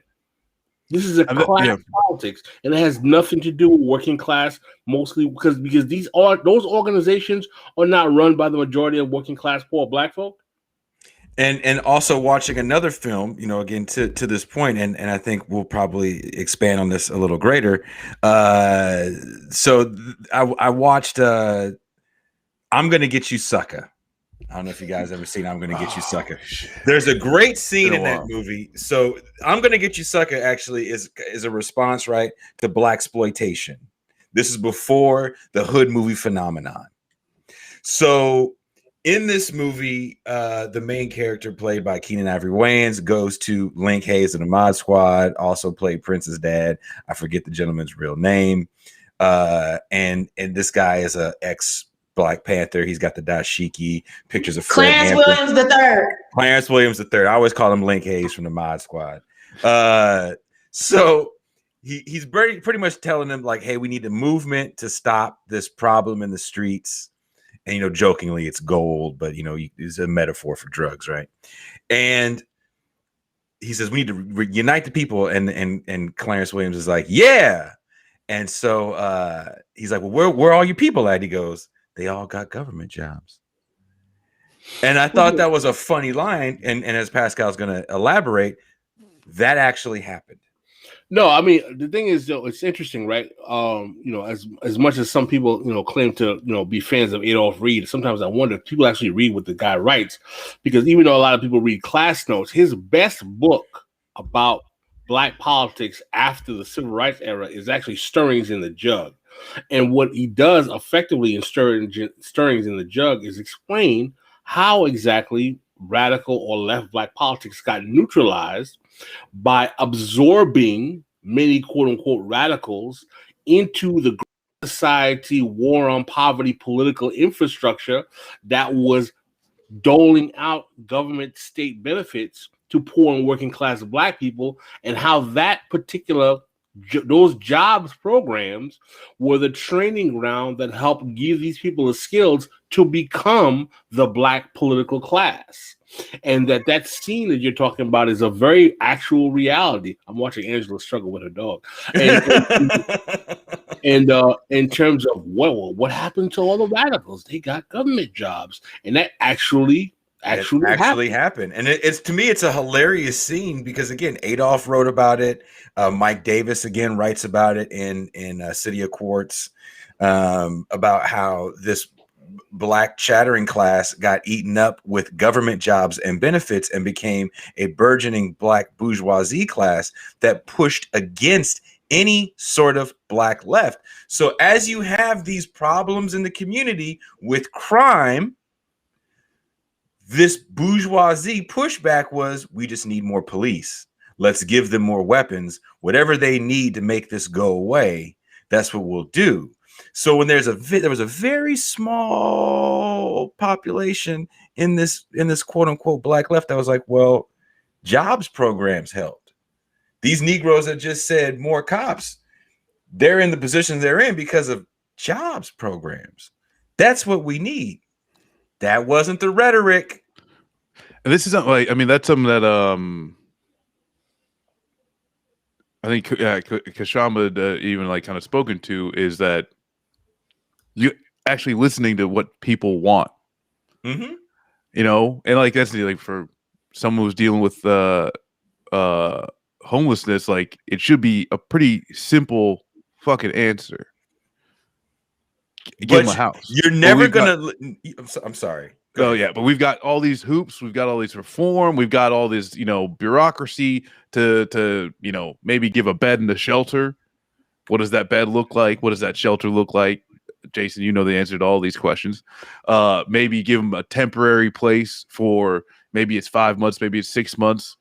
Maybe you get lucky, you get 9 months or a year. If you're a veteran, you have 2 years, of someone constant, checking in on every month. But then, after 2 years, then it goes away. So the answers are there. And that's what too is like what Kshama was saying. It was like just bringing the answers to the forefront and also making sure, Angela, I hope you survive this, but making sure it's like, it's not about the squeaky wheel getting the oil. Mm-hmm. It's about making sure that we're squeaky wheels. We're all squeaky wheels. And because that's what you're talking about, right? Is that the squeaky wheel got the oil. They got that government job. The one squeaky wheel that was representing, they got the government job, and then they shut the fuck up. And here's the issue, and I'll ask this question and I'll go away. The thing with the unhoused, and this kind of happens with veterans, and this definitely happens with black people. Once you're deemed crazy or a problem, you can no longer speak for yourself. LA is an interesting place to me because LA has this community of homeless people that actually are working with other people within the community to give them a platform to say, this is what we want. Because on the surface, when you see these hotels as shelters, we call these SROs or single room occupancy. And that is part of a solution for housing, if you think about it, because you don't have to build out. It's so expensive to build out here in California for housing. It's already structures that are already sound and to code. But some homeless people go, I don't want it. Don't got a fucking kitchen in it. It's worthless to me. Or I don't want it because of your fucking funky ass rules that tell me I got a 7 o'clock curfew. So they can't speak for themselves because no one lets them speak for them. Somebody gets up and says, this is the problem with these people. I have solved said problem with these people. Now everybody can go to sleep. That's Charlemagne. That's, your elected officials that say they have an answer to homelessness and crime, which is some sort of well, we'll do more training with cops. You know, we're going to do this thing. We'll take mental health professionals and we'll make them cops now, because that's what you want to be as a mental health professional. You want to be a goddamn police officer, right? We're going to make mental health policing. It's still policing. We're still criminalizing poverty at the end of the day. And BLM is also an interesting situation because BLM becomes a spokesperson. And Janice, Miss Graham, I don't know why Black people are constantly looking for the next Martin. Maybe it has something to do with the Red Scare coming in and taking a lot of the socialists and communists out of the original civil rights movement and making it a movement about inclusion and not so much about class politics. I don't know why we go ahead. Jinx. I don't know why somebody would want to be the next Martin. Well, I mean, again, you know, ask Jesse Jackson that question. He can't wait. I mean, like, if you're doing it right, you end up with an FBI bullet in your head. We've been doing this whole, like, you know, the great Messiah Black leader trope for over 100 years. That, you know, it becomes the, you know, well, we need more Black leaders. I said, no, I think we need more movements with Black people in them. Yes. And I wouldn't even necessarily say Black movements, because that always ends up being replicated into the similar kind of class nonsense over time anyway. But you know, it's you know, as much as it may seem easier for us to understand these problems and these kind of structural realities that make a concept like Black politics problematic, I think we all can admit, when you try to talk like this in certain circles in Black society, and people will charge you with heresy, man. Yeah, 100%. They will charge you with heresy. They don't want to hear that. You know, they're like, oh, like, no, we got to, it was integration. And I was like, okay, you want to go back to the days when you had 65% of Negroes sharecropping and working in domestic, housing. Yeah, go ahead. That's fine. You know, you do that. But, that's a Killer Mike line, man. I've heard Killer Mike say that numerous times. Integration ruined everything. Yeah, it's a real, I mean, I was talking to Janice Graham about this. I was like, it's amazing to me how a whole generation of Negroes who never drank out of a segregated water fountain, who never attended, who ain't never seen a Klan cross burn in front of their house, who never had to sit in the back of the bus, talking about, yeah, those are the days we got to go back to because everything was perfect until the integration came. And I'm like, it's really comical to me to watch the changes that some folk go through to try to wrap around their mind what's going on without realizing that, listen, what is the reality is that we have a segment of Black America who are working class or poor, who are relegated to the reserve army of labor, and they get the worst of the worst because of it. And as a result, Black skin is considered to be a proxy for poverty. And that's the reality because it helps the system work. And, people don't want to talk about that because it was like, oh, I love the capitalism. Capitalism worked for me, got Black Wall Street, man. The fetishization. I'm like, anybody ask what exactly was the poverty rate in Tulsa, Oklahoma at the time of Black Wall Street amongst Black people? No one wants to ask that question. No one had poverty during Black Wall Street because apparently all Black people had money. Duh. Wall Street. I heard that Black Wall Street, they almost got their Iron Dome, set up, but they started dropping the bombs just quick. They're like weeks away. Black Utopia. Yeah, Wakanda defense measures was almost set in. But I'd like to ask, like, Pascal, what do you think? And it's not. What do you think, like, the church? Because it's just interesting you brought up the church, and I had just heard. I forgot what show it was where they were saying that before this whole concept of like Black celebrities, like the athlete celebrities and the people like the Diddy's, the Jay-Z's, everything. Before that era, the leaders, the so-called leaders of the Black community were like the pastors and they were the reverends of the church. And what do you think that the remnants or the importance of that fact? I think that still exists. I think that still exists to an extent, but on a local level. But I think that there's been an evolution, right, with the rise of popular culture And in the contemporary era, where now you have these entertainers, the millionaire rappers are kind of entering the fray, but that's not new either. I mean, listen, we had, you know, whether good, bad, or indifferent, we had Harry Belafonte, Paul Robeson, we had James Brown, we had, you know, Sammy Davis Jr. So, you know, Clarence Avant, which I wrote that piece about, he's been using black entertainers to leverage politically for the Democratic Party for 50 years. So this is not a new paradigm per se as of black entertainment being leveraged at the behest of a larger political goal. But what I'm saying is that the larger problem I have with that, it's totally undemocratic, and it's never done in a way in which black people are choosing their own destiny. It's a top-down type of politics that ends up giving large majorities of black people a short end of the stick. The civil rights movement did cause a benefit for black folk, but it caused a benefit for black folk who were in a position or proximity to a position to best benefit from that politics. More for more poor and working class black folk who were living in the hood, or just migrating from the south to the north. They got heroin and basically got shut out. Mm-hmm. You know, and it got proliferation of deindustrialization that, you know, increased in concentrated poverty. You know, men not having jobs, leaving the homes. You know, kids, you know, born in parent households, and all of that stuff is rooted in the political economy. And the fact that at the time in which Black America is transitioning out of the Jim Crow Southern agricultural economy in the 60s, American capitalism is transitioning out of the New Deal paradigm right into neoliberalism. Yep. No one talks about that. Never. Look, the Moynihan Report doesn't talk about that. You know, no one talks about that. What is the consequence of having black people get to quote unquote be quote unquote legally equal in a society in which the state has now decided that it's going to remove itself from its role as a guarantor of equality of life and surrender to the private market who doesn't care about anything but profit? But how do we sell an idea to people who have never seen the example of that idea?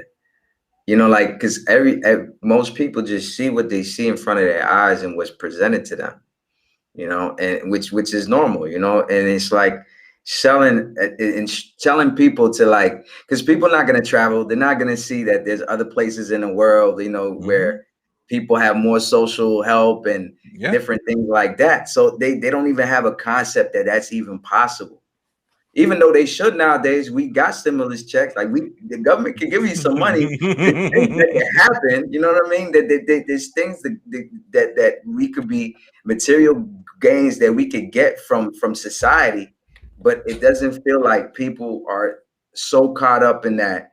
Yo, you just got to go get the bag. You got to get the bag. I don't care. I don't need no help. I'm just gonna get the bag. Like Jamie Dimon is giving out bags. And when Jamie Dimon says I'm giving out, was it $10 billion worth of bag to Black women entrepreneurs, then you have shut down any conversation about a social good, because the social good at that point is just, we need more Black capitalism. Yeah.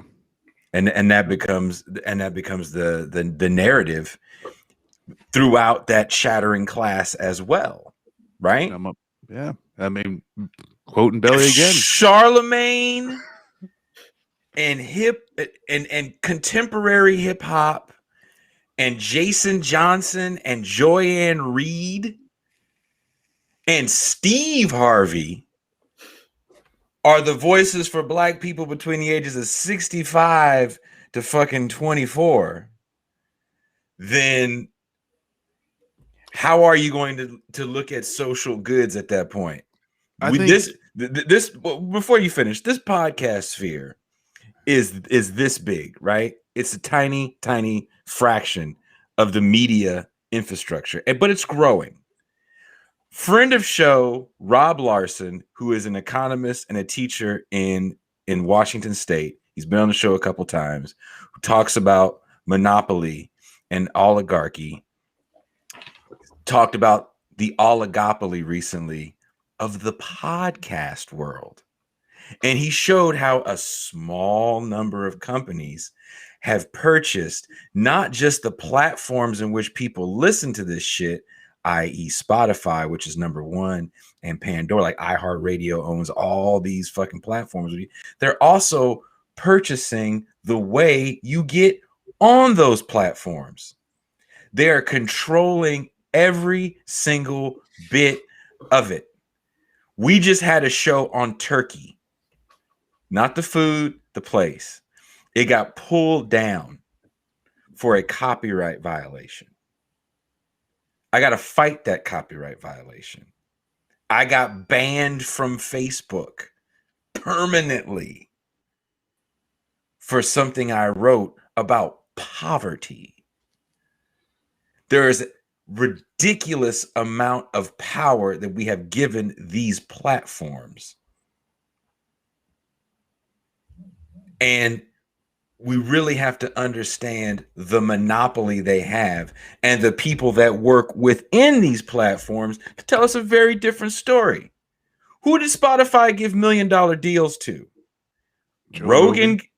Who else got one? Everybody wants to talk about Joe Rogan's monkey ass, but you know who's more powerful than Joe Rogan? Joe Budden? Ben Shapiro? Who can stop a work strike? Barack Obama. Oh, Michelle Obama. That's right. Yes. These motherfuckers got huge platforms on the people that run this shit. They control the algorithm. That's power. And that's what we're up against. That's what we have to fight to change the narrative. So I'm done talking. We've been talking for 2.5 hours. It's my show, so I'm gonna speak last. Angela, can you hear us? Oh shit. They got her. Deep State got Angela. Dogs. I think her dog ate her dog chewed. Yeah. Well, Angela does every Tuesday. If you guys follow Angela Walker on Twitter, Angela N. Walker, at Angela N. Walker, you can definitely watch her and Howie Hawkins every Tuesday and I believe Thursday. She does a live stream. You can catch Pascal and myself with Marcus from the Left Flank Vets every Tuesday afternoon now at what time is it again, Marcus? 2 at twitch.tv/Left Flank Vets. 2 p.m. Eastern time. Yes. And hopefully Marcus will play the new theme I created for the show. Yeah. Oh, I got a plan. Got a moving today. Take that. Like let's hope internet everything's good. Tuesday should be good. And but now that I said I'm that, gonna send you a demo, Jason, so I can sign to This Is Revolution. I was, you know what, man? Hoodies. I was thinking about you the other day because I was like, I heard the No Miki show shit, and I really like the kind of lo-fi, the hip hop shit. Right. That's what my son listens to when he goes to sleep. So if you listen to what I try to make that shit. I'm not very good at it. And so I was like, I should ask Napoleon to do something. I was like, nah, I'm not gonna fuck with that, man. He's busy. But I might hit you up because I'm getting burned out on all this music I'm making. Pascal Robert is going to be tonight. What time, Pascal, on Janice Graham? 10 p.m. Eastern Standard Time. He'll be on, and there's links in the chat wherever you're watching the show for Pascal on Janice Graham. There's also links in the chat wherever you're watching the show to support Kshama Sawant. Is there anything anybody's got to say before I hang up this stream and go make pancakes? and we're born to die. In the meantime, get money.